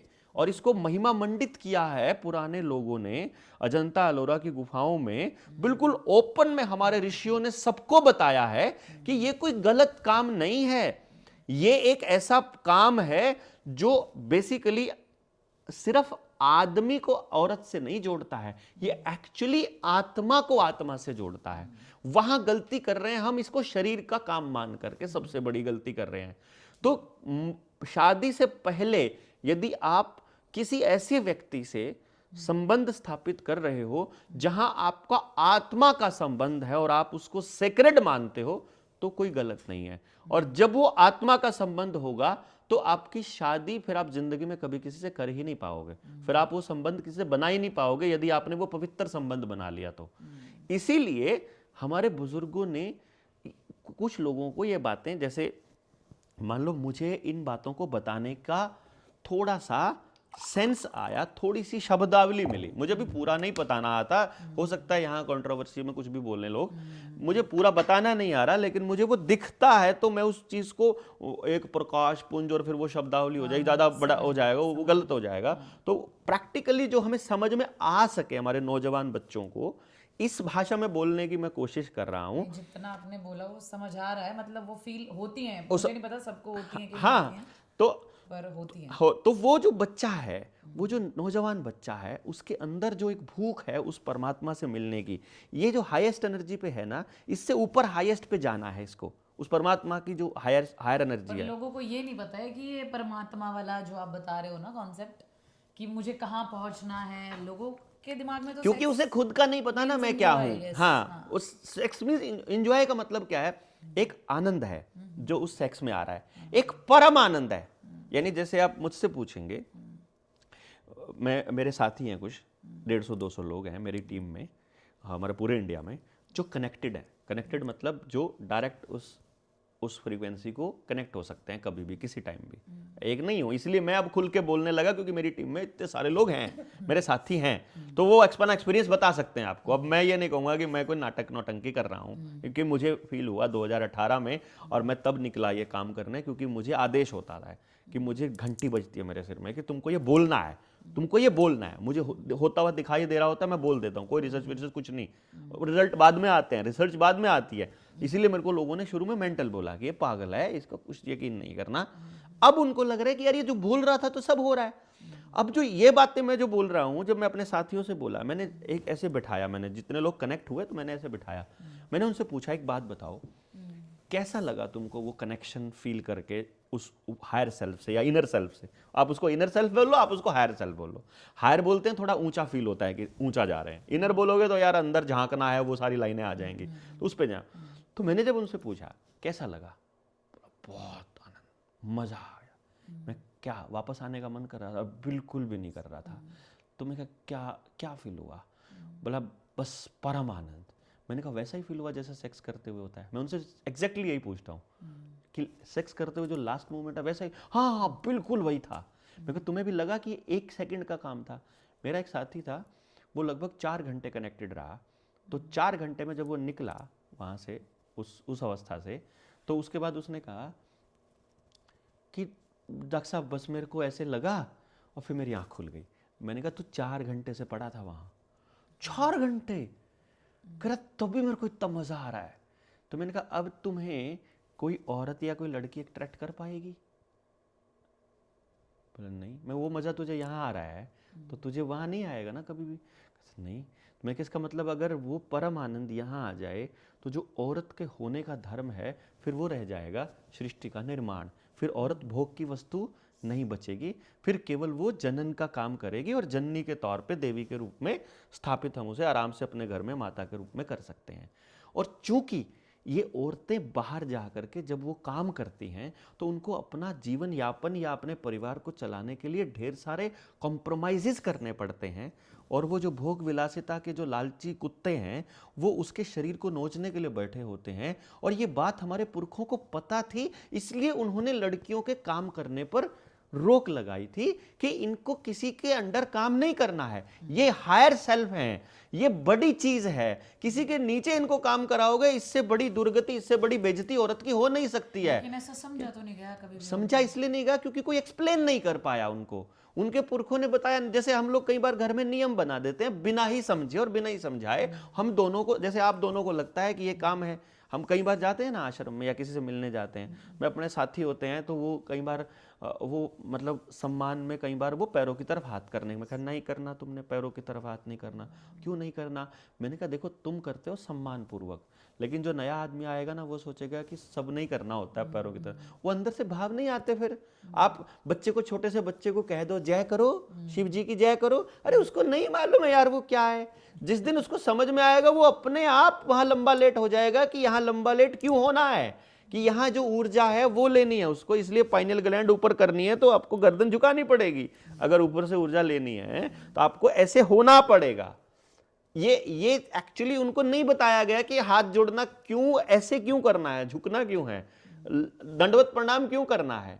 किसी व्यक्ति के आगे दंडवत प्रणाम करने का मतलब है उसके पैरों से निकल रही ऊर्जा को हाथों के जरिए बस ले लो सारी को, उसको यहां से निकलती हैं हमारे इन उंगलियों से और इनसे निकलती हैं, तो पैरों को टच करते हैं वहां से भी निकलती है। तो पैरों को सही से लगाने का तरीका यह है, पांचों उंगलियों को टच होनी चाहिए और इधर से पांचों उंगलियों को होनी चाहिए। तो जब वो आती है ऊर्जा, या फिर जब आशीर्वाद दें तो दोनों हाथों से देना होता है आशीर्वाद, एक्चुअली दोनों आशीर्वाद, ताकि वो जो ऊर्जा आप दे सकते हो, अगर हायर एनर्जी पे अगर आप बैठे हो, पहले ये नहीं था हर किसी के पैर छुओ, जो हायर लेवल पे बैठा है केवल उसके पैर छूने हैं और केवल वही आशीर्वाद दे सकता है, सबको आशीर्वाद भी नहीं देना होता है। सर जितना हमने देखा या अपने पहली जनरेशन तक सुना, औरतें तो सिर्फ, जैसे आपने तो इतनी अच्छी चीजें बता दी औरतें न लेके, लेकिन ये हमने ना देखा ना सुना, क्योंकि समझ नहीं थी ना, समझ थी तो ये समझ आएगी भी नहीं। नहीं आएगी। मैं कह रहा हूं जिसने उस चीज को ऑब्जर्व कर लिया, जिसने भी उस चीज को महसूस कर लिया, और अब जैसे मेरे कुछ साथी हैं, हस्बैंड वाइफ दोनों कनेक्टेड हैं, वो स्पिरिचुअली, वो मतलब वो जो कनेक्शन मैं कह रहा हूं, अब वो कनेक्टेड होते हैं ना, जब अब वो डिस्कस करते हैं, कहते हैं देवेंद्र भाई अब जो हमारा जो मिलन होता है ना, अब जो हम मतलब प्रेम करते हैं या अब जो हम सेक्स करते हैं, कहते वो इतना अल्टीमेट होता है जिसकी कोई हद नहीं। कहता अब वो हमें उस 2 सेकंड का इंतजार नहीं होता, हर मोमेंट जब हम वैसे भी हाथ रख के बैठे होते हैं, पास बैठे होते हैं, तब भी वैसा रहता है। अभी हम दोनों कनेक्टेड हैं, मैं और पूनम ना, तो हमारे 20 साल शादी को हो गए, कोई भी देख के कहेगा ये अभी अभी कल के लॉन्ड्रो हैं, ये अभी भी ऐसा ही, मतलब इनका प्रेम जो है ना ऐसा रहता है। मतलब पर सर ये आप जैसे कितने और लोगों ने समझ आ रही होगी, जिनको भी समझ आई है, परमात्मा ने ये बोला कि वो बाकी लोगों को समझाएं, भले ही इसमें गालियां पड़े। हमारे बहुत से साथियों को मैं बोलता हूँ यार और लोगों को बोलो, तुम ये बातें बोलो, बोले हमें बोलना नहीं आता, हम हमारे पास शब्दावली नहीं है वो। जैसे आपने मुझसे पूछा, दिमाग में मेरे सारी बातें थी जो आप बता रहे हो, लेकिन शब्द नहीं थे वो। अब वो इतने सेक्रेट चीज को हमने क्या कह दिया। कोई बच्चा सोचेगा शादी से पहले विर्जिनिटी क्यों इंपॉर्टेंट है। विर्जिनिटी इसलिए इंपॉर्टेंट है, आप पोर्टल हर किसी के लिए नहीं खोल सकते। वो जो चीज है वो सबके लिए नहीं, आपको जो डिजाइन है। कितनी बड़ी लाइन बोलते थे, संयोग तो ऊपर से बन के आते हैं। ये बुजुर्गों की कितनी गजब लाइन है कि आपके संयोग नहीं बन रहे, संयोग नहीं बन रहे, यानी जिसके साथ आपका संयोग बन रहा है। पहले इंस्टिंक्ट में क्या होता था, देखो कितने बुजुर्ग कितने कमाल के थे। हमारे लोग क्या करते थे, शादी में गए हैं, उन्होंने देखा लड़की, उन्होंने देखा लड़का, कोई लालच नहीं है, दोनों को देखते ही भीतर से आवाज आई, इनकी दोनों की शादी कर दो। मतलब किसी की शादी 10 साल की उम्र में हो गई, किसी की शादी 5 साल की उम्र में होगी, किसी की शादी 3 साल की उम्र में कर दी। वो बोले दूसर बाद में देखेंगे, लेकिन ये संयोग बना हुआ है इनका। वो क्योंकि फ्री लोग थे, वो प्रकृति के साथ जुड़े लोग थे, वो अंदर से एनलाइटेंड लोग थे हमारे बुजुर्ग। और एनलाइटेंड लोगों को दिखता है दोनों आत्माओं का कि इनका संयोग दिख रहा है, वो कर देते थे। और वो शादियां टूटती नहीं कभी तक भी, आखिरी तक भी। जो बात आप कर रहे हो ना, अगर वो इधर है ना, जो भी चल रहा है वो बिल्कुल इधर है, इसीलिए तो लगे पड़े डाइवोर्स होते हैं, एक्स्ट्रामैरिटल अफेयर्स हैं। यस, क्योंकि अब तो यही सुनने को, क्योंकि अब आप पैसे से शादी करते हो, अब आप जमीन से शादी करते हो, अब आप नौकरी से शादी करते हो, अब आप घर से करते हो, बच्चे से नहीं करते हो, अब आप बच्चों की शादियां नहीं करते हो, अब आप आत्माओं को नहीं मिलाते हो, अब आप संयोग नहीं ढूंढते हो, अब आप स्टेबिलिटी ढूंढते हो। जब संयोग होता है तो स्टेबिलिटी अपने आप आती है।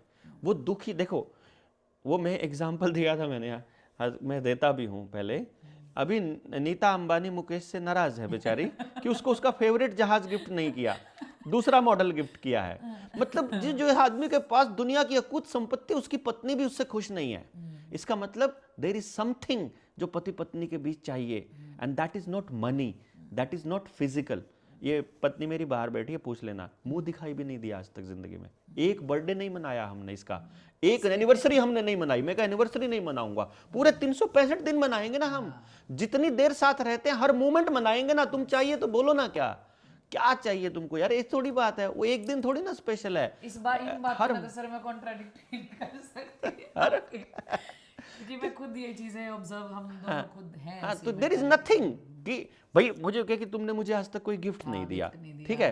तो मैं हमेशा इसको एक बात बोलता हूँ, मैं जब दुकान में जाता हूँ ना, मुझे कोई ऐसी चीज नहीं मिली जिसको देख करके मुझे ये लगे कि ये तेरे लिए बनी है। हम तो सर ये चीजें बोलते ही नहीं है, जबकि हम ये लगा लो अभी शादी हुई नहीं, मैं कह रहा हूं अगर मान लो कभी दिमाग में आ भी जाए, किसी ने किसी को गिफ्ट करते हुए देख लिया, तो वो बात आ जाती है, तो ऐसा लगता है ना। तो इसलिए बस मैंने खाली बोला ये, उसने नहीं कभी शिकायत करी होती तो मुझे कहीं ना कहीं देना ही पड़ता, इसलिए नहीं हाँ तो इसलिए क्या है, वो जो मोमेंट है, और ये बहुत आसान होता है।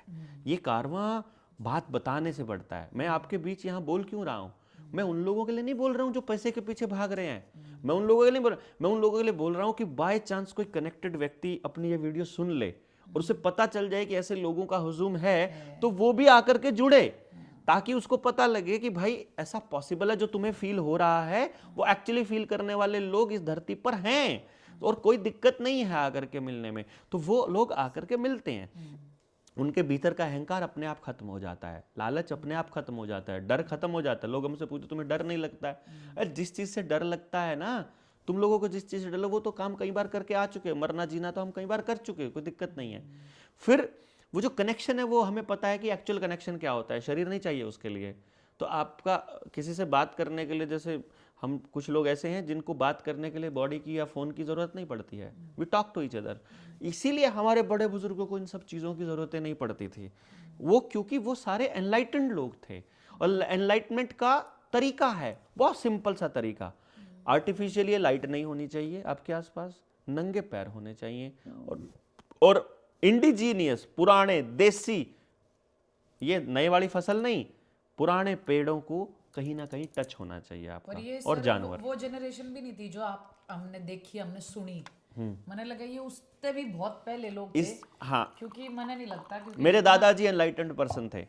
मेरे दादाजी ने, मुझे याद है, मेरे दादाजी ने मुझसे जितनी बार भी किसी व्यक्ति के बारे में बोला, वो व्यक्ति को उसने उसका नाम नहीं सुना बंदे का, उसको ये नहीं पता कहाँ से आया है। वो चीज है सर, पर कहीं ना कहीं जो फीमेल वाली बात बोली ना आपने, कि ये होंगे शायद जो हमने सुने भी, दादा परदादा के भी परदादा पाओगे इसे ना अंग्रेजों के आने से पहले जितना नॉलेज है वो सारा यही था।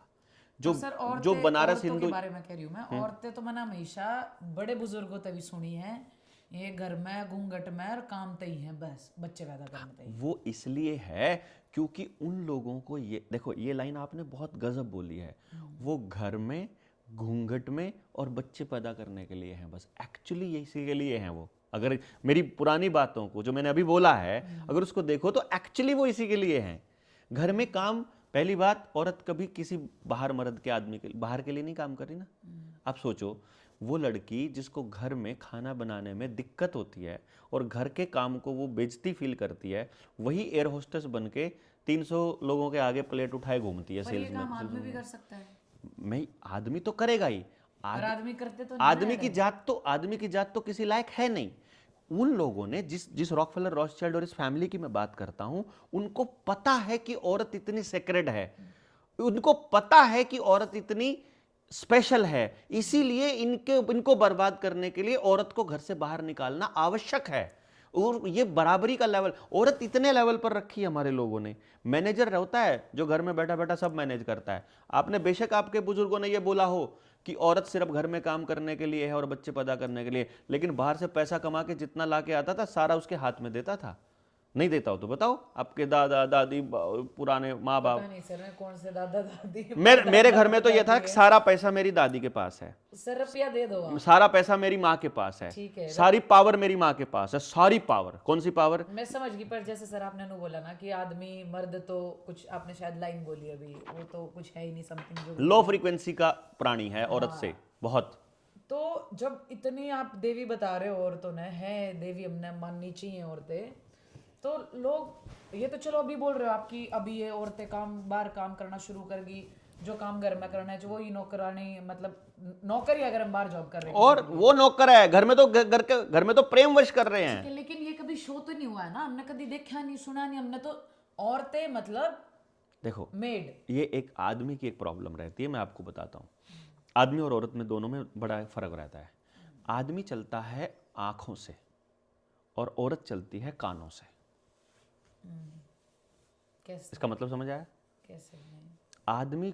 आदमी उन चीजों की तरफ अट्रैक्ट होता है जो दिखने में सुंदर होती हैं। इसीलिए औरत हमेशा अपने आप को सजाएगी कि आदमी उसको अप्रिशिएट करे, और औरत मोटिवेट होती है सुन करके।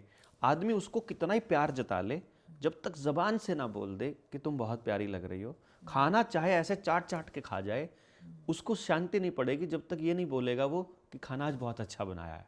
यानी अगर वो एक ये लाइन बोल दे कि खाना बहुत अच्छा बनाया है, तो इतने में वो औरत का पूरा दिन पूरा पार हो जाएगा। वो कान से चलती है, यानी उसको जो सुनता है। कहीं बीच में ये कम्युनिकेशन गैप रह गया कि औरत ने आदमी के इस पार्ट को देखना बंद कर दिया, और आदमी ने औरत के इस पार्ट को देखना बंद कर दिया कि उसे सिर्फ सुनना है दो प्यार के बोल, उसको केवल वो सुनना है जो तुम फील करते हो, बस खाली इतना सा बात है। अगर आप बताइए, अगर इन पति पत्नियों में दोनों में ये बात हो तो क्या टेंशन है? खत्म हो जाए वहीं सबका सब वहीं खत्म हो जाए कि जो वो रियल में फील करता है अपनी पत्नी के लिए, अगर वो सच में प्यार करता है तो बोल दे बस खाली। लेकिन सर वही बात है, मैंने लगता नहीं लोगों की ये चीजें कभी समझ में आवेंगी। देखो मैं उन लोगों का जिनको समझ में आएगी मैं तो उन्हीं के लिए बोल रहा हूँ। क्योंकि आज भी देख लो पेरेंट्स हो गए या हमारे और बड़ी जनरेशन की अगर मैं बात करूं, आज भी लड़कों के आदमियों के 2-3 अफेयर्स हैं या फिजिकलिटी है, चलेगा सब है ना, वो चलेगा चलेगा हाँ, है ना, बहुत नॉर्मल बात है। हाँ चलेगा, जैसे हमने खुद बुजुर्ग मतलब फिल्मा में चलो देखे हो ना देखे हो, लेकिन चलेगा। कहीं ना कहीं तो सुना है हाँ। कि कोई ना तो आदमी है चल जाएगा, मतलब मर्द जात है जो भी है। लेकिन औरतें उन्हें फिर बिल्कुल क्लीन नीट, कहीं बाहर ना गई हो ना कोई फ्रेंड हो, कुछ भी ऐसा चाहिए। हाँ तो यही डिफरेंस है ना फिर वो। हाँ, क्योंकि ये डिफरेंस इसीलिए है। देखो ये डिफरेंस इसलिए क्यों है ये मैं बता रहा हूं कि अगर एक व्यक्ति को एक औरत मुक्ति नहीं दिला पा रही है, उस सेक्रेट प्लेस को नहीं दिला पा रही है, उस वो फील नहीं दे पा रही है, बाय चांस वो मतलब अगर आपका संबंध आत्मा का है तो आदमी कहीं बाहर नहीं जाएगा। यदि आपका संबंध आत्मा का नहीं है तब वो आदमी की खोज रहेगी, और औरत की खोज नहीं होती है कभी भी। सर या मुक्ति तो औरत नहीं ना, चाहिए। औरत ऑलरेडी मुक्त है ऑलरेडी। जब औरत को आप कभी फील करना, जब औरत बच्चा जन्म देती है, और इसीलिए इन अस्पतालों ने पेट काट कर बच्चे पैदा करना चालू किया है, क्योंकि ये ताकि औरत वो चीज फील ना कर पाए। जब औरत अपनी योनि से बच्चे को जन्म देती है, नेचुरल बर्थ, नेचुरल जो जन्म है, प्रसव, उस वक्त वो इतना पेन और इतना वो प्लेस होता है कि जब बच्चा पैदा हो जाता है तो ये बोला जाता है कि उसका दूसरा जन्म हुआ।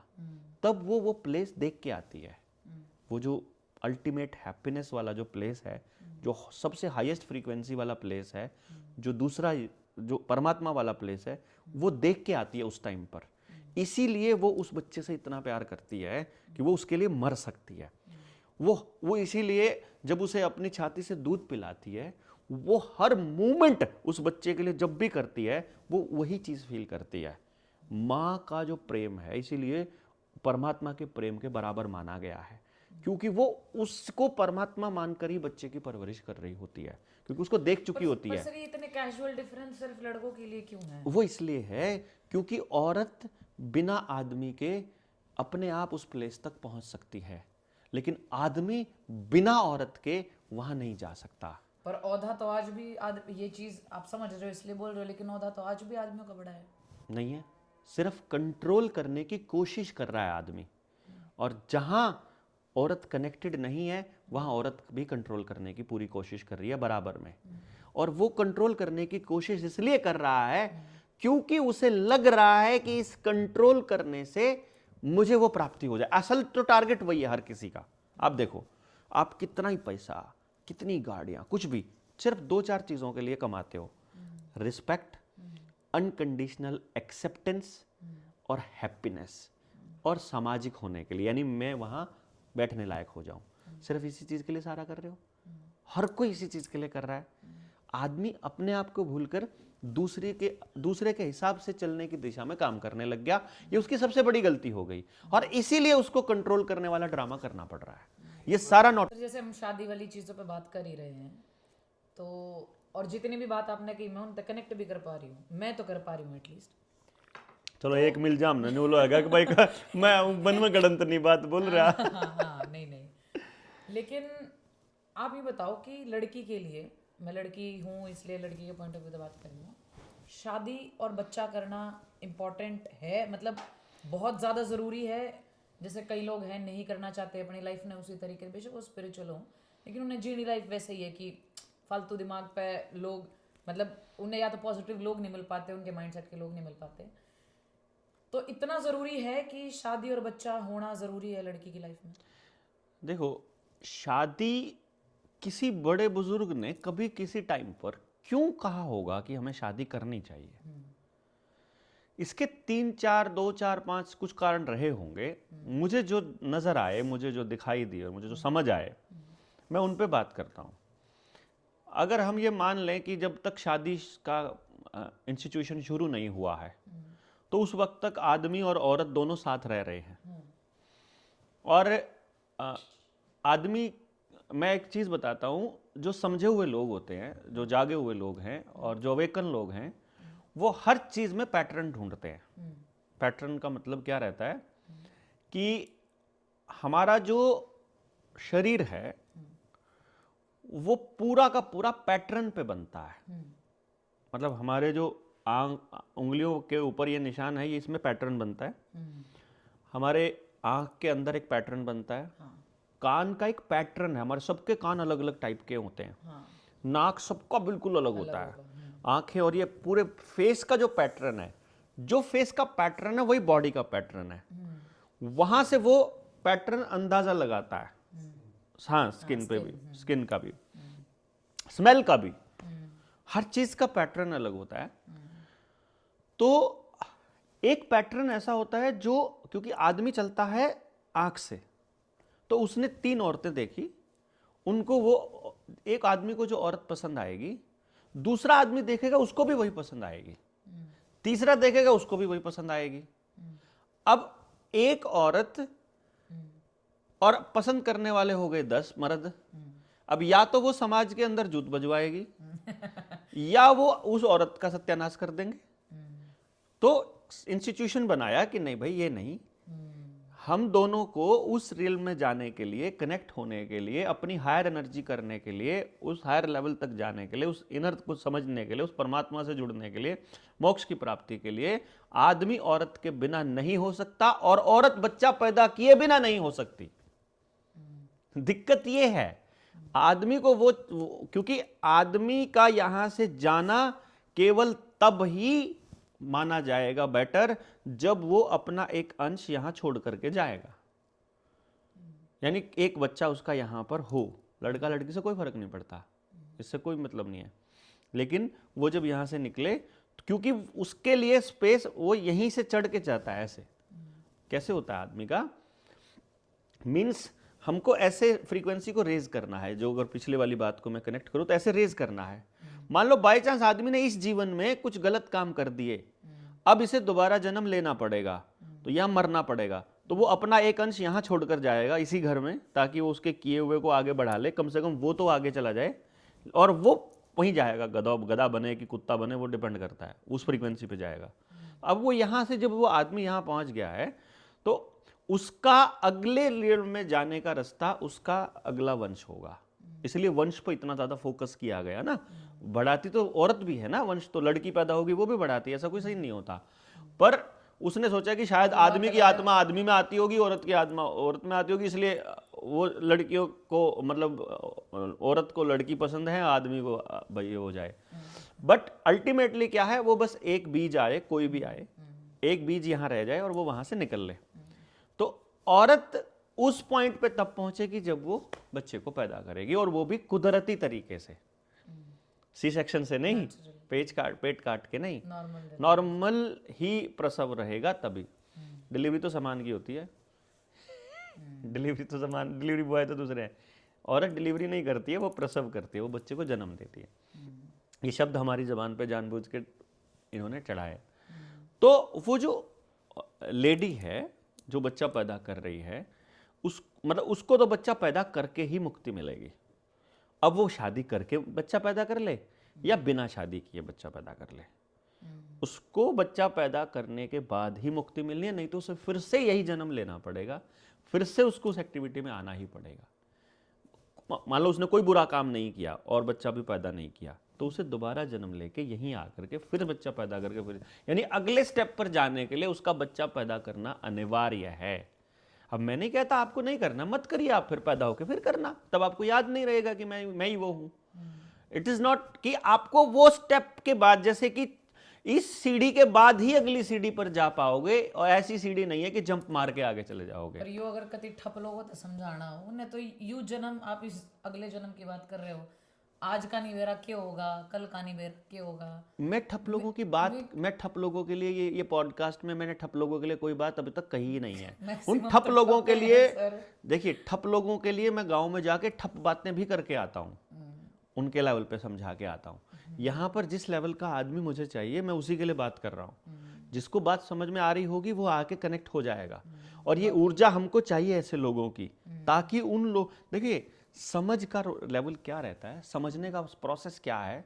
जैसे मुझे जब शुरू में मैं इस तरह की बातें बोलता था, तो मेरे साथी मुझे कई बार ये बोल देते थे कि देवेंद्र भाई आपकी कई बार बातें समझ नहीं आती हैं। तो मैंने कहा समय आने पर समझ आ जाएंगे। और धीरे धीरे वो मुझसे जुड़े रहे। अब वो जैसे किसी न किसी ट्रेनिंग में वो कनेक्ट होते रहते हैं। कनेक्ट होने के बाद फिर मैं एक दिन तो उसको छेड़ता नहीं हूँ, क्योंकि एक दिन तो वो नशे में रहता है, उस मजे के, उस आनंद के कि आहा ये जिंदगी, यहाँ जाना था यार, पूरी जिंदगी पता नहीं कचरा कहाँ घूम रहा था। अब वो वहाँ पहुँच गया। पहुँचने के बाद जब हम फिर अगले दिन या 2 दिन बाद, या जब हम मंत्रणा करते रहते हैं, हमारा हर हफ्ते 10 दिन में एक टूर शिमला का रहता है हमेशा। वहाँ पहाड़ पे बैठ के चर्चा करते हैं, पहाड़ की चोटी पे कहीं पर भी बैठकर खुले में बैठ के चर्चा करते हैं। वो चर्चा मैं कह रहा था, वो वीडियो देखना कि उसको समझना। तो मैंने बस उनमें से कई सारी चीज़ें मैंने डिस्कस भी करी है। तो मैं जब उनसे पूछता हूँ, मैं ऐसे नाम लेके पूछता हूँ, मैं कहा हाँ अब आ रहा है समझ? बोला आ गया। कितना आ रहा है? कहता सब आ गया। आगे बताने की जरूरत है कैसे होगा? कुछ जरूरत नहीं है, दिख रहा है, सब दिख रहा है। अब कोई डाउट? कोई डाउट नहीं। अब उसको खुद दिख गया एग्जैक्टली कि मैं उसको क्या कहा करता था, कि मुझे दिख रहा है, कि मैं देख पा रहा हूं, या ऐसा करके कोई बात। अब इसको आप कोई नौटंकी में नहीं लेकर के जा सकते। तो वो जो व्यक्ति है जिसको सब समझ आ गया है, वो पहले बोलते, पहले नहीं समझ आता था, बातें अच्छी लगती थी, बात ठीक भी लगती थी, लेकिन समझ नहीं आती थी कि एक्चुअली क्या ऐसा पॉसिबल है। और फिर होता, फिर अब मैं जब उनको बोलता हूं, मैं कहा अब एक काम करो, अब ये बंदा तैयार है, जैसे हम ग्रुप में देखते हैं ना, क्योंकि क्या होता है, ऊपर जाने के लिए एक स्पष्ट इंडिकेशन क्या है कि हायर फ्रीक्वेंसी करने के लिए आपको पहले अपने आप को मरा हुआ मानना पड़ेगा, और आपको ये कहना पड़ेगा कि मुझे अपने लिए कुछ नहीं चाहिए। तो अब आप जो करोगे वो किसी भी दूसरे पर्सन के लिए करना पड़ेगा आपको, या तो अपनी पत्नी के लिए करो, या अपने बच्चे के लिए करो, या किसी के लिए भी करो, उसके लिए करना पड़ेगा। और उनके लिए करते हुए किसी थर्ड पर्सन का नुकसान नहीं होना चाहिए, ये नियम है। तो जैसे ही आप किसी का भी नुकसान करने की भावना को मन में त्याग दोगे, आपका एक लेवल राइज हो जाएगा। फिर जैसे ही आप अंदर से लालच से, कि मुझे पैसा मिल रहा था लेकिन अंदर से आवाज आ रही थी ये नहीं करना है, आप उस लालच को त्याग करके सही की तरफ चलने लगोगे, एक लेवल ऊपर राइज हो जाएगा। एक है कि आप किसी को झूठ बोलो, एक है कि सच बोलो। तो जैसे ही आप झूठ बोलोगे लेवल नीचे आ जाएगा, सच बोलोगे लेवल ऊपर चला जाएगा। जैसे ही आप अच्छा करोगे लेवल अप जाएगा, बुरा करोगे डाउन जाएगा। तो अब जब अपनी टीम में से साथी को देखते हैं कि इस लेवल, इस सोच का आदमी हो चुका है, अब ये तैयार है, तो मैं अपने साथियों को बोलता हूँ बस चारों तरफ इसके गोल दायरे में खड़े हो जाओ, और जैसे ही वो ऊर्जा अपने आप वो सर्कल बनता है और वो अप लेवल हो जाता है। अप लेवल होने के लिए या तो ऊर्जा सर्कल में होगी या ऊर्जा ट्रायंगल में होगी ऐसे करके, या ऊर्जा गुबंद के रूप में होगी ऐसे। तो आपने देखा होगा मंदिर, मस्जिद, गुरुद्वारा, जितने भी हायर ऊर्जा के प्लेस हैं वो हमेशा इस शेप में रहते हैं हमेशा, या गोल बनाएंगे। और घर हमारे जो बनते थे, पुरानी झोपड़ियां जो बनाते थे, वो ऐसी बनाते थे हमारे पुरखे, बहुत समझदार और एनलाइटेंड लोग थे। ये जो चौरस चीजें हैं, ये जैसे इस कमरे में आपको वो फीलिंग नहीं आएगी, क्योंकि ये जो कमरा है, ये कमरा है क्यूबिकल। क्यूबिकल चीजें ऊर्जा को ट्रैप करके रखती है। तो आपको हमेशा अच्छा फील कहाँ होगा? बरामदे में अच्छा फील होगा, छत पे अच्छा फील होगा, लेकिन अंदर नहीं होगा। यानी वो फीलिंग अंदर नहीं आएगी, क्योंकि वो जो कॉस्मिक एनर्जी है वो जब बॉडी में से जब तक आर पार नहीं जाएगी तब तक आपको अच्छा फील नहीं होगा। और वो आर पार जाने के लिए ये सारा कुछ खुला होना जरूरी है। तो ये रीढ़ की हड्डी और जितने चक्रहास हैं, जितनी आपकी कुंडलिनी है, इन सब पे आर पार जाने की जगह होगी तो वो खुलेगा। अब ये आर पार की जगह के लिए ये मैंने रास्ता बताया है आप लिफ्ट करने का। और जैसे ही आसपास कोई एनर्जी वाला आदमी आएगा, आपको अपने आप अच्छा फील होगा। जैसे मान लो मेरी ऊर्जा आपसे लो होगी तो आपको लगेगा ये आदमी मतलब एनर्जी को सक कर रहा है और इसके साथ बैठ के इरिटेशन आती है। किसी आदमी के पास आने से आपको अच्छा फील होता है खुद ही। तो जब किसी के पास जाने से अच्छा फील हो रहा है, मतलब वो हायर एनर्जी पे है आपसे। तो आपको ये देखना है कि वो हायर एनर्जी पे कैसे गया बेसिकली, और आपका काम है एनर्जी को, अपनी वाइब्रेशन को हाई करना। तो वहां जो ये पॉइंट आता है कि भाई शादी मतलब करना, शादी और बच्चे। तो शादी का कॉन्सेप्ट था कि इर्रेगुलरिटीज ना आ जाए, जिस औरत की ड्यूटी लगी है। इसीलिए हमारे बुजुर्गों ने ये पॉलीगैमी का जो कॉन्सेप्ट है इसको कितना खूबसूरती से कहा है।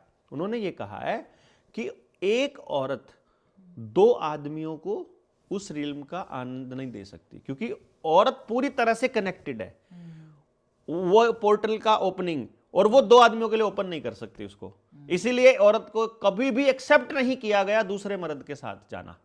तो आदमी अपनी औरत को दूसरे आदमी के साथ बर्दाश्त कर ही नहीं सकता, क्योंकि उसका वो काम ही नहीं है, और डीप इनसाइड उसको मालूम है कि ये गलत है। लेकिन औरत एक्सेप्ट कर लेगी अगर उसका आदमी तीन औरतों के पास जा रहा है। वो बल्कि हमारे गांव में ऐसा होता था कि खुद औरत दूसरी औरत को शादी करने के लिए कह देती थी कि तू ले आ जा उसको। मैं समझ गई, लेकिन एथिकली तो ये this is not ethic. There is nothing ethical in this world. वो हमने शब्द बनाए हैं। There is right and wrong. हमको एनर्जी हाई लेवल पे लेके जानी है। उसके लिए अगर वो एक जगह से नहीं जा पा रहा है एक बंदा, तो वो दूसरा रास्ता ढूंढ रहा है। यदि वो नहीं ढूंढेगा तो वो या तो आप उसको उस पोर्टल के रास्ते लेकर के जा सकते हो, या तो आप अपने घर का माहौल इस टाइप का बना लोगे। वो जाएगा ही नहीं ना यार। आप जो सामने पड़ा है उसको वहां वो परम आनंद, देखो जब तक उस व्यक्ति को परम आनंद की स्थिति में नहीं पहुंचेगा, चाहे वो सब कुछ बर्बाद होने के बाद पहुंचे, चाहे सत्यानाश होने के बाद उसको रियलाइज हो कि तूने जो किया गलत किया, चाहे सब। अब देखिए आपके अंदर करुणा कब जागती है? जब सामने कोई कटा हुआ दिखाई देता है। वैसे आपके अंदर बहुत खूब लालच होता है, यानी जब, और आपके परिवार के इस पूरे सदस्य को अगर इस तरह से तहस नहस कर दिया जाए, तब आपके अंदर ये जुगता है यार जिंदगी में कुछ भी नहीं है। शमशान में जब आप जाते हो, शमशान से वहां खड़े खड़े सोच रहे होते हो कि यार लाइफ कुछ भी नहीं, मतलब ये तो सारा कुछ, वो तब रियलाइज होता है बेसिकली। तो चाहे सब बर्बाद होने के बाद रियलाइज हो, बट अल्टीमेटली आपको यहीं आना पड़ेगा। आपको अपनी फ्रीक्वेंसी को रेज करना ही पड़ेगा, चाहे आप वापस कीड़े मकोड़े वाली जिंदगी और वो काम करके वहां जाओ। तो ये व्यभिचार करने के बाद मान लो एक व्यक्ति 10 जगह 15 जगह मुंह मारने के बाद उसे रियलाइज होता है कि ये तो सब व्यर्थ गया, मुझे जिस चीज की तलाश थी वो तो वहां भी नहीं मिली, वहां भी नहीं मिली, वहां भी नहीं मिली। अब वो कहां जाएगा? वो भटकता रहेगा, क्योंकि उसको वहां जाना ही जाना है। तो वो वहां संयोग नहीं है। अगर आपने शादी मकान से कर रखी है और पैसे से कर रखी है और जमीन से कर रखी है, वहां पॉसिबल ही नहीं है वो उसको उस रियल्म तक ले जाए। वहां संभव ही नहीं है वो रिश्ता टिक जाए, पॉसिबल ही नहीं है। इसीलिए केवल संयोग, केवल दो आत्माओं को देखना ही एकमात्र तरीका है कि उन दोनों को यहां से पार लेके जाया जा सके।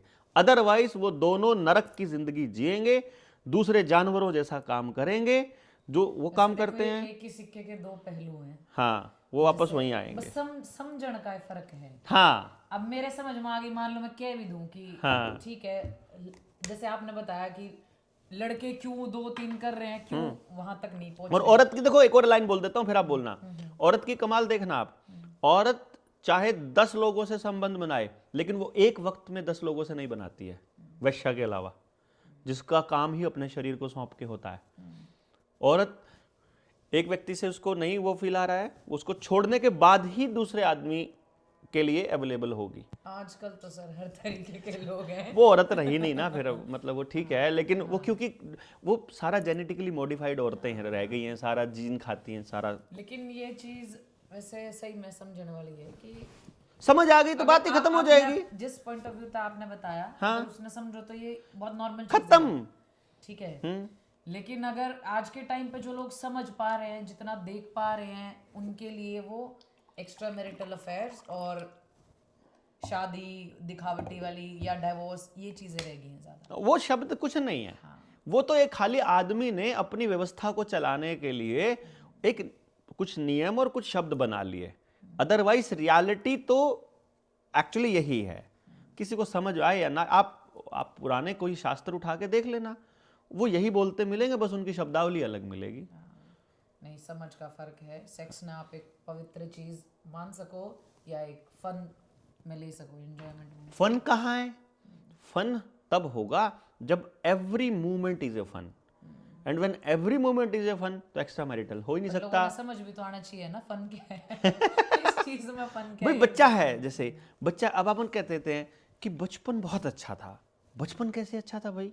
बचपन में तो थप्पड़ भी पड़ते थे, बचपन में तो आपको जिद्दी भी होती थी, लेकिन नहीं, somewhere some day some moment वो बच्चा अपने रेत के साथ खेल रहा है और खेलते खेलते वो उस मोमेंट को प्राप्त हो जाए, वो ध्यान में चला जाए अचानक से। बच्चा हमेशा अचानक जाता, उसको पता भी नहीं होता, और वहाँ वो जो उसे आनंद आ रहा है, वो बार बार उसी जगह जाए। आप देखोगे वो बार बार जाके उसी मिट्टी में ऐसे ही खोद रहा है।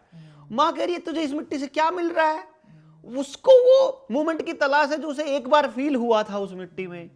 वो कई बार कुत्तों के बीच, जानवरों के बीच, वो गाय के पास, किसी एनिमल के पास जाकर के उसे अचानक एक दिन फील हुआ, हायर एनर्जी फील हुई, उसे वहां बहुत मजा आया। अगली बार वो बार बार जाएगा वहां की वही चीज मिले।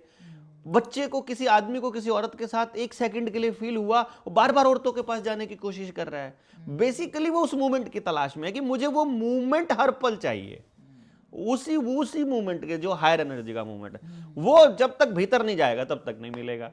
जैसे मैंने आपका एक पॉडकास्ट सुना था, वीडियो देखी थी, पता नहीं आपकी वीडियो देख के ऐसा लगा कि ये बहुत ऐसे ज्यादा तड़क भड़क बात कह दी आपने, लेकिन जब आप डिटेल में बताओ तो वो चीजें वो समझ आ। हाँ, समझ आया।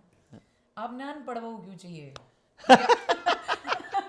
आपकी बहू नहीं, हाँ, जैसे हाँ, मैंने एक बेटे की, वीडियो में देखा कि आपने बच्चे अपने के बेटे लिए, के लिए हाँ, अनपढ़ देखो, हो, गांव की हो, ठीक है, और काम करे, जॉइंट फैमिली की हो, फैमिली की हो। हाँ, देखो क्या होता है, जॉइंट फैमिली की होगी तो आदमी की कदर होगी, उसे इंसान की कदर होगी। अनपढ़ होगी तो पैक्ड खाना, कॉटन सीड का खाना, ये नमकीन, बिस्किट, दारू, यूनिवर्सिटी वाले कल्चर से बची मिलेगी। मैंने कह रहा हूँ अनपढ़ होगी तो इन सब चीज़ों से बची हुई मिलेगी। पढ़े लिखे कर रहे हैं इसलिए तो अनपढ़ चाहिए। मतलब मेरे बच्चे को ऑर्गेनिक बहू चाहिए बेसिकली मुझे। तो उगानी पड़ेगी सारे। नहीं, किसी ने तो उगाई रखी होगी, वो बात अलग है, लेकिन किसी ने तो पैदा कर कि कोई तो परिवार ऐसा होगा जो आदमी की कदर करता हो, उसकी नौकरी। अब मैंने तो डिक्लेयर किया हुआ कि मेरा बच्चा नौकरी नहीं करे। जॉइंट फैमिली वाली लड़कियां ही सोचा, कई लोगों ने परिवार नहीं मिलता, वो भी ना सोचा कि परिवार मिल जाए। मैं कह रहा हूं अगर ऐसा मिल जाए, मैं तो उन्हीं को मैसेज देने के लिए तो किया था कि कोई ऐसा परिवार मिल जाए जहां ऐसी लड़की हो जो कि इन सब कचर चीजों से बची हो। बेसिकली क्या है, पढ़ाना का क्या ख्याल है? 10वीं तक का सिलेबस 6 महीने का होता है और ग्रेजुएशन तक का सिलेबस अगले 6 महीने या 1 साल का होता है। कभी सर्टिफिकेट ले लो, 1 लाख रुपए में BA BSc MSc की डिग्री ऐसे खटाक से मिल जाएगी, कोई दिक्कत ही नहीं है। नौकरी लगाने के लिए सिफारिश चाहिए, अकल थोड़ी चाहिए। अगर नौकरी लगानी है तो दैट इज मतलब वो जो चीजें बच्चे ने यूनिवर्सिटीज में जाके कमाई है ना, वो तो पैसों में मिल जाती है, लेकिन जो चीजें मैं मांग रहा हूँ वो पैसों में नहीं मिलती, वो तो उस परिवार ने सहेज के रखी होती है। तो मुझे वो बच्चा चाहिए बेसिकली ऑर्गेनिक, ताकि आगे ऑर्गेनिक बच्चे। ऑर्गेनिक बहु अभी तक तो 20 ही साल का है बेटा, 2-3 साल है उसके पास, ढूंढ बेटा लेंगे। खुद भी ढूंढ सके सर। हाँ वो उसको ऑप्शन है, कोई दिक्कत नहीं। सर शादी की बात कर रहे थे हम, आपने क्या लगे शादी की एक सही उम्र क्या होनी चाहिए? लड़की को जब पीरियड्स आने शुरू हो जाए उसके 36 महीने बाद बेस्ट है, जब भी हो जाए। सर आजकल तो पीरियड 7th क्लास में आ जाए। आजकल क्योंकि आपका खान पान खराब है, अगर आप खान पान ठीक करोगे तो 14 साल की उम्र में ही बच्चे को पीरियड्स आते हैं लड़की को। 14 साल में वो 7th 8th में 13-14 साल को, 14 साल में अगर पीरियड्स आ गए तो उसके 3 साल बाद यानी 17 साल सबसे हेल्दी एग होगा उस वक्त, सबसे ज़्यादा रेडी है वो बच्चा माँ बनने के लिए, सबसे हेल्दी बच्चा पैदा होगा। जितनी वो लेट होगी बच्चा पैदा करने के लिए ना, ये सब नहीं सिर्फ बच्चा पैदा, फिर अभी मैंने थोड़ी देर पहले बोला ही था, औरत का काम है बच्चा पैदा करना, ठीक है सर? जब आप ऐसी लाइन कह दो ना, जब तोड़ जाए छो, हाँ तो ठीक है, छो में इतना थोड़ी आस है। फिर जब आप डिटेल बात करो तो नन्नू भी नहीं यार, बात तो सही बात कर रहे हो। देखो, फिर एक बात बताओ, ये मारा ब्याह होया जब, तो वो जब ब्याह होया तो पूनम 2nd ईयर में थी जब, ठीक है, उसकी माँ बोली तो पढ़ है छोरी, मैं बोला मैं कि उसकी किताब पढ़ूं, फिर पढ़ लेगी, ठीक है, ये बालक पैदा हो गया तो वह थोड़ा उन्हें रोक के किसी काम तय। इसने बच्चा पैदा करने के बाद बीएड करी, बच्चा पैदा करने के बाद एमए साइकोलॉजी करी, बच्चा पैदा करने के बाद यह लॉ करने लग रही, नेचुरोपैथी में टॉप किया इसने, आयुर्वेदा फार्मेसी में टॉप किया अपना कॉलेज, अभी गोल्ड मेडलिस्ट आयुर्वेदा फार्मेसी की, बच्चा पैदा करने के बाद की बात बता रहा हूँ। कोई किसने रोका बच्चा पैदा करने के बाद आप पढ़ नहीं सकते हो, या आप कुछ कर नहीं सकते हो, अपनी मर्जी की करो। अभी 1 लाख रुपया महीना कमाती है और हफ्ते में 2 ही दिन काम करती है बस खाली। आजकल तो सर 2-3 बच्चों के बाद भी काम कर रही है। कितना ही करो कोई दिक्कत, लेकिन अपनी मर्जी का करो ना। उस बच्चे को, हमें उस बच्चे को काबिल बनाना है, ना कि नौकर बनाना है। और काबिल बच्चा पैदा करने के बाद कौन, किसने कहा कि नहीं बनते? बेसिकली मैं ये नहीं कह रहा हूं, मैंने कहा है आपको अगर बच्चा पैदा करना ही है, यदि आपको शादी करनी ही है, जो कि आपको करनी ही है, तो फिर बेस्ट टाइम पे क्यों नहीं?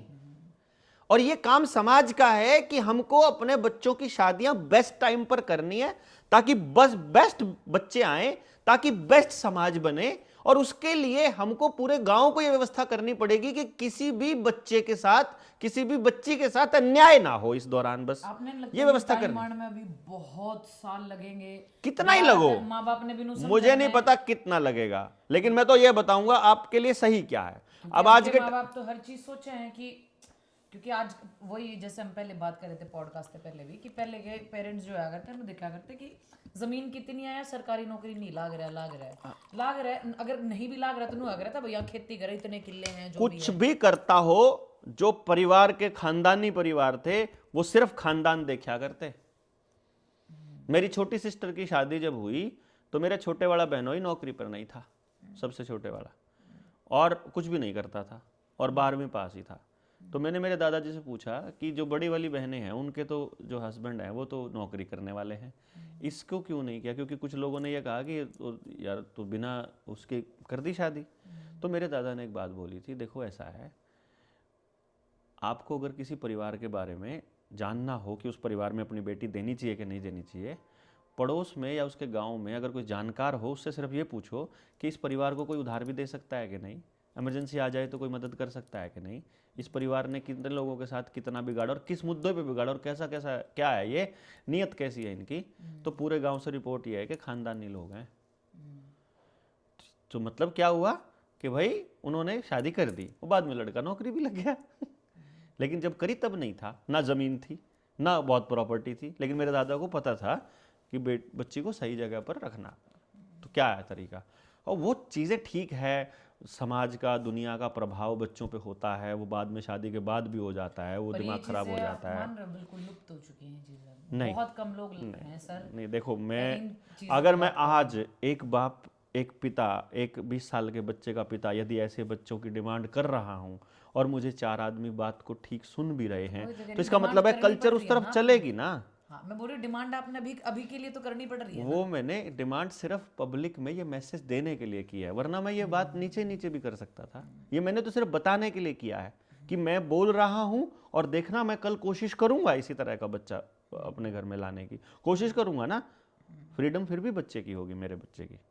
भाई ठीक है, नहीं मान रहे, मैं क्या करूं, फिर अगली पीढ़ी पे काम करेंगे। मान लो ये पीढ़ी काम नहीं कर रही, जिनको आज बात पता चल जाए वो नहीं काम कर रहे, तो उससे अगली पे करेंगे। हमें क्या काम ही करना है, कुछ ना कुछ तो करोगे ना।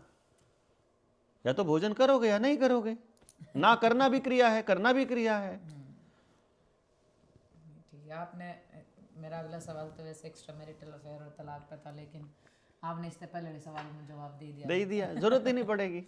अच्छा, आप इंटरकास्ट मैरिज की और बात कर रहे थे। यूँ तो मेरा जानना बहुत जरूरी है क्या कि इंटरकास्ट मैरिज करनी चाहिए, आपके पॉइंट ऑफ व्यू से करनी चाहिए नहीं करनी चाहिए? देखो, जिसको आप इंटरकास्ट बोलते हो, पहले कास्ट को समझना पड़ेगा। कास्ट मैं जो समझ रहा हूं वो जाति है। जाति मतलब ज्ञाति, ज्ञाति मतलब ज्ञाता, ज्ञाता मतलब ज्ञान, ज्ञान मतलब काम। यानी आपको किस काम का ज्ञान है वो आपकी जाति है। जैसे कि खेती का काम करता है तो आपकी जाति किसान है। अब आपकी जाति, आप चमड़े का काम करते हो, आपकी जाति चमार है। आप लोहे का काम करते हो, आपकी जाति लोहार है। अब आप भेड़ बकरियां चराते हो, आप गडरिया हो। अब मान लो बनिए की छोरी और गडरिए का ब्याह है, तो मिंगना की बदबू ना पागल कर देगी। नहीं मन बाय चांस शहर में पढ़ते बाय चांस हुआ। अब वह जानते ही घर में सब तो पहला वह जाके उस आदमी ने, अब वो तो प्रेम विवाह था क्योंकि कॉलेज में हो गया बाय चांस। कॉलेज में क्योंकि पढ़े लिखे हैं ना, तो नहीं पूछ रहे तू गडरिए की है, चमार की है, किसी है, ठीक, छोरा भी किसी का हो, बढ़िया लग गया, अपना कर लिया। अट्रैक्शन का ये नियम है कि जो आप में गुण नहीं है आप वो गुण ढूंढते हो दूसरे वाले में। अगर अट्रैक्शन ही ना पॉइंट हो, मैं फिर हाँ, मैं आगे भी बता रहा हूँ ना, मैं आगे भी बोल रहा हूँ कि भाई वो कॉलेज के अंदर मिले, उन्होंने प्लान किया और जब ब्याह के गई और उन्हें बांस हाई व मिंगना की हवा बोली गडरिए के थे अब यू के नाटक है, मैं इसे घर में लेके गिर दी तने, यो तरीका हो आगर है। अब उन्हें प्रेम है नया नया, अब बेचारा सफाई करेगा तड़की उठ दे, लेकिन ना हो बांस घर के उस पर ताना मारेंगे, ना सफाई करेगा वह नहीं रहेगी। अगले दिन वन कहेगी मैं तो चाली बैठता छोड़ दी ना घर, तो माँ बाप छोड़ने के लिए मजबूर हो जाएंगे, परिवार टूट जाएगा उसकी एक छोटी सी उस बात की वजह से, क्योंकि उसे उस वैसे परिवार में रहना आता नहीं था। अब जो बनियों के रीति रिवाज है और जाटों के रीति रिवाज है, जो बनियों की भाषा है और जो जाटों की भाषा है, वह बेचारी है कृष्ण न्यू क्या नाड़ा आदमी है क्या कहता है, ऐसे जाट के घर में पद चली जाए वो पंगा हो गया। या जाटों की छोरी बनिया के चली जावे तो वनु कहता गया तो यार खाना हुआ मानना है, जबकि उसकी भाषा बेचारी की वैसी थी। इसी तरीके से आप जो काम करते ही नहीं हो, आपको मालूम ही नहीं है वो काम कैसे करना है, आप अगर उस परिवार में चले जाओगे तो आपके लिए असहजता नॉर्मल हो जाएगी। इसीलिए उस जाति को अपनी ही जाति में शादी करने का बात है कि भैया खेती का काम करने वाली लड़की खेती करने वाले घर में प्यार से खुश रहेगी, क्योंकि वो कर रखा पहले से। जिसने कर नहीं रखा वो वहां चली जाएगी, दिक्कत हो जाएगी। मान लो कोई लड़की ऐसी है कि जो एक काम करती है एक टाइप का और दूसरा परिवार भी मिल जाए वही काम करने वाला, सेम टाइप का काम करने वाला, तो उनकी जाति सेम हो गई, वो किसी भी परिवार में पैदा हो गए हों। ये मैं यूं नहीं कह रहा हूं जैसे आप ब्राह्मण यू जाट दोनों की शादी हो गई मान लो, तो दोनों अगर आप सेम काम करते हो तो आपकी जाति सेम हो चुकी है, फिर आप ब्राह्मण और जाट नहीं बचे हो, फिर आप वो काम करने वाले हो गए हो, फिर आपका दिक्कत नहीं है, फिर कोई टेंशन ही नहीं है। मैंने नू लगा जो लोग नू क्या करा ना आप तक कि आप नू बोलते रहो या मेरा निके है पागल है फद्दू जो भी है, उन्हें पूरी बात सुननी चाहिए। रील सुन के जो कमेंट करेंगे उनका तो हाल ही होगा, वो पूरी बात तो सुननी पड़ेगी उन्हें। देखो पूरी बात का लॉजिक सुनो, आपको बात समझ में आ जाएगी। एक चीज और ये तो मेरा पर्सनल क्वेश्चन आपसे, जैसे हमने आपसे एक फिल्म भी दिखाई थी सूरज मीनाक्षी, जिस मुद्दे पे ध्यान लग रही है, शादियों की बात चल रही है, तो गांव में शादी जुकर अपने अड़े बिल्कुल ये है कि नहीं करनी चाहिए, मतलब नहीं तो नहीं वाला सीन है। उस क्यों नहीं का रीजन मारते कभी नहीं बताया जाता। हाँ तो क्यों नहीं का रीजन बताओ। हाँ, मैं बताता हूँ। देखिए क्या होता है, एक एक वर्ड होता है पोलिनेशन। पोलिनेशन में क्या होता है कि जो मधुमक्खियां हैं वो फूलों से बीज लेकर के, मतलब मादा और, जैसे फूलों के अंदर मादा और नर दोनों पार्ट होते हैं, वो उनको ऐसे मिक्स करती हैं जिससे कि वो एक फूल, मतलब नई फसल पैदा होती है। पोलिनेशन ही होता है माँ के पेट में भी, जो स्पर्म और एग जब मिलता है वो वही मतलब उसी प्रोसेस का काम है। तो जब एक जगह पर आदमी रहता है, जब वहाँ एक एरिया में रहता है, तो एक खेत में है ऑर्गेनिक फसल और एक खेत में है हाइब्रिड फसल। तो मधुमक्खी दोनों से फूल चूस के इधर उधर डालती रहती है। तो वो ऑर्गेनिक वाली फसल में भी हाइब्रिड के गुण आ जाते हैं और हाइब्रिड में ऑर्गेनिक के गुण आ जाते हैं, क्योंकि पॉलिनेशन हो रहा है इधर से उधर। तो यानी एक एरिया में रहने वाले जो बच्चे होते हैं उनका डीएनए लगभग लगभग एक जैसा डेवलप होता है। तो वो जिनका डीएनए लगभग सिमिलर होता है, वो सिमिलर डीएनए के साथ शादी करके अगर बच्चा पैदा करेंगे तो बच्चों में बीमारियों के चांसेस ज्यादा होते हैं। वो खराब डीएनए हो जाता है, वो जेनेटिकली मॉडिफाई हो जाता है बेसिकली। तो जितना जेनेटिक डिफरेंस होगा लड़का और लड़की में, जितना दूर, इसीलिए गोत्र छोड़ा जाता है ना। मतलब जैसे हम बलारा हैं तो बलारा की लड़की चाहे कहीं भी हो पूरी दुनिया में, हम उसको बहन मानेंगे।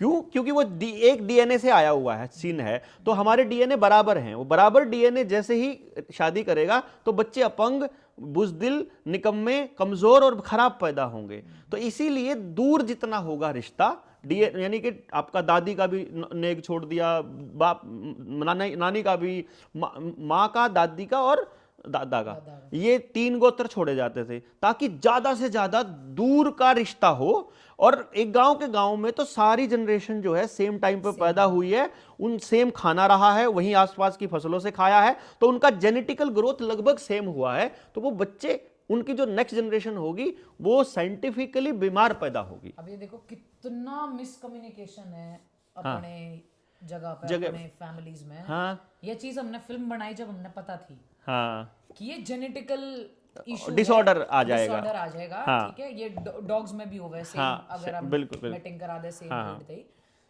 लेकिन लोगों ने इस चीज का पता ही नहीं है, क्योंकि हमारे पेरेंट्स थे भी, उनके पेरेंट्स ने कभी ये चीज बताई नहीं। इन्हों कह दिया बस ये लॉजिकली नहीं बताई। हाँ, भाई है, हाँ, इनको भाई मानो, इनको बहन मानो। क्यों? तो लॉजिकल चीजें बताओ कि ये इसलिए है, ये रीजन है कि क्यों नहीं करी जाती। हाँ, बस नु कह देंगे एक गांव का ही भाई है, एक गांव की बहन है। हाँ, गांव की सारी बाण हो जाए। सारी बाण एक्चुअली होती हैं वो। हाँ, एक्चुअली होती है, पर वो बायोलॉजिकली भी, ये समझाना जरूरी है। साइंटिफिकली भी होती हैं और वो प्रैक्टिकली भी होनी चाहिए। हाँ, क्योंकि एक गांव में मैक्सिमम क्या है, 1 या 2 कास्ट के या 3-4 कास्ट के ई बोन लग गए, वरना 1-2 कास्ट के ही लोग मिला रहते हैं। बिल्कुल बिल्कुल। ठीक है, और वो एक ही जैसे परदादा वहीं से, हाँ, इकट्ठे, इकट्ठे, फिर उनके बिल्कुल बच्चे रह रहे, फैमिलीज आगे 5-5 6-6 होती जा, बढ़ती जा, इसीलिए वो भाई बहन तो अल्टीमेटली वो फैमिली ही है। अल्टीमेटली वो फैमिली ही है। लेकिन ये समझाना जरूरी है। हम इस चीज पे बात ही नहीं करते, बस नु कहते हैं तेरा भाई हो, तेरी बाण है कि गांव के, तुम बयान नहीं कर सकते। अगर रीजन बात है तो मिसकम्युनिकेशन बहुत है यहाँ। बहुत सारी चीजें, शादी, अफेयर्स, एक्स्ट्रा मैरिटल अफेयर्स, ये सब मिसकम्युनिकेशन का ही पार्ट है कहीं। एग्जैक्टली। हम पीछे हैं बहुत बात करने में। अगर बात करें तो सब चीजों का सोल्यूशन है। हाँ, आराम से समझ आ गई तो कौन करेगा ये काम गलत। अगर उसको ये समझ आ जाए सही क्या है और इससे आपका बेनिफिट है, आप फ्री माइंड रहोगे, आप हेल्दी रहोगे, आप खुश रहोगे, आप आनंदित रहोगे। अगर ये बातें पता चल जाए, कौन नहीं खुश रहना चाहता भला? कौन डिप्रेशन में सारी जिंदगी गुजारना चाहेगा? और प्रेम से जीवन कौन नहीं जीना चाहता? और कौन दूसरे से प्रेम नहीं चाहता? कौन हेल्दी रिलेशनशिप नहीं चाहता? कौन अपने परिवार में प्रेम से, क्या फर्क पड़ता है? माँ 10 बच्चे भी हों, 10 के 10 को प्यार से खिलाती है, कितने ही बच्चे हो जाए। तो ये थोड़ी है कि आप नौकरानी हो गई अपने बच्चों की, ये थोड़ी हो गया कि आप अपने परिवार के लिए। लेकिन वो परिवार को अपना परिवार माने तब मानेगी ना जब उधर से भी वाइब्रेशन अपने परिवार की आती होंगी। तो दोनों पक्षों को समझना पड़ेगा ना, और ये इंसान को समझना पड़ेगा। और ये सारा का सारा जो दिक्कत है ये पेरेंटिंग में है, ये परवरिश में है। ये परवरिश के दौरान जब बच्चा माँ बाप को वो जीवन जीते हुए देखता है, वहीं से तय कर लेता है कि शादी करनी चाहिए कि नहीं करनी चाहिए। ऐसी शादी आपने अरेंज की थी, आपके साथ क्या हो गया, आपने पेरेंट्स ओके से थी। कहीं ना कहीं मिलन का भी मिसकम्युनिकेशन ही एक बिल्कुल, रीजन वो है, मिसकम्युनिकेशन क्योंकि हम है। बातें नहीं करते हाँ, क्योंकि लड़का लड़की की शादी का ही हमने क्राइटेरिया ही बदल दिया। अगर हम टाइमली अपने बच्चों से ये डिस्कस कर लें शादी क्या है, सेक्स क्या है, हाँ, पीरियड्स क्यों होते हैं, तो ब्रह्मचर्य रखने में और विर्जिनिटी रखने में दिक्कत ही नहीं है। उनके लिए वो इंपॉर्टेंट हो जाएगा, बल्कि उस ऊर्जा को उस समय सही जगह लगाने का रास्ता बता दो उनको। हम बताएंगे नहीं, बस ये बोल देंगे बस शादी से पहले करना सेक्स नहीं। मत करो, क्यों ना करो ये नहीं बताएंगे, इस एज में शादी मत करो, क्यों ना करो ये नहीं बताएंगे, बच्चे इस एज में कर लो, यस, एक्स्ट्रा मैरिटल मत करो, तलाक मत लो, उसके रीजंस नहीं बताते, रीजंस नहीं बताते, डिस्कस नहीं करते। जी बिल्कुल। और कुछ सर इस तरह लगा आप बताना चाह रहे हो? मैं क्योंकि मैं जो भी टॉपिक उठाऊं आप, मैं समझ नहीं आ रहा उसे खत्म क्यों करूं। अगला सवाल ही नहीं बचता। 2 घंटे हो गए इस चीज पर बात करते करते, है ना। हाँ, तो कोई बात नहीं है। तो अभी तो देखिए पॉलिटिक्स पे बात करना पेंडिंग है, इकोनॉमिक्स पे बहुत करना बाकी है, समाज पे बात करना बाकी है, फिल्म इंडस्ट्री पे कर लो, पढ़ाई पे कर लो, सिलेबस पे कर लो, पेरेंटिंग पे कर लो। आपके सर में वो कर लो एक अपने सीरीज YouTube चैनल पे एक सीरीज काट दो, हाँ, अलग अलग देखिए हर शनिवार शाम को 7 बजे आज ये टॉपिक है, आज का टॉपिक ये है।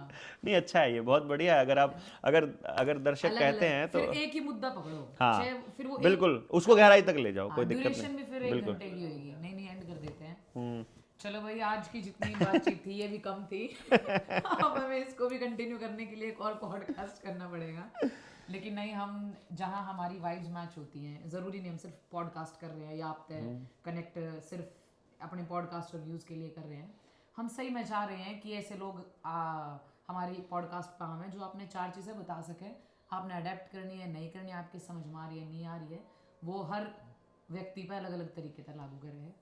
हम अगली बार भी कोशिश करेंगे सर एक नया टॉपिक, बिल्कुल ठीक है, जिसमें कॉन्ट्राडिक्शन हो, जहाँ मैं जिसमें मैं अग्री ना करती हूँ, मैं ऐसा कोई टॉपिक ले आऊँ आप खातर। बिल्कुल। तो अभी तक के लिए थैंक यू। ठीक है, हमारे पॉडकास्ट में देखना, लाइक करना, ना पसंद आओ तो भाई स्वाइप कर दियो। ना लिखियो उसमें, नहीं क्यों नहीं, क्या पसंद नहीं आया, न्यू थोड़ी है। एक चीज और, सवाल करो ना उसमें अंदर, आप सवाल उठाओ, अगले पॉडकास्ट में उन्हीं के सवाल ले लेंगे। ये चीज इसमें क्या दिक्कत है। आप पॉडकास्ट देखना, अगर आपने कुछ भी गंदा लग रहा है, अच्छा लग रहा है, बहुत बुरा लगा है, या हम फद्दू बात कर रहे हैं, आप कमेंट में लिखना कि हम अगली बार किस मुद्दे पर बात करें, कि हमारे सवाल होने चाहिए, हम वही पॉडकास्ट करेंगे नेक्स्ट टाइम। बहुत बहुत धन्यवाद, बहुत बहुत धन्यवाद जी, बहुत बहुत thank you so much for the time. Thank you जी।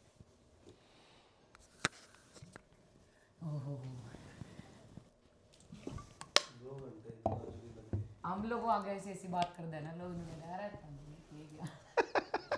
ये कोई बात है, ये नहीं होगा तो कैसे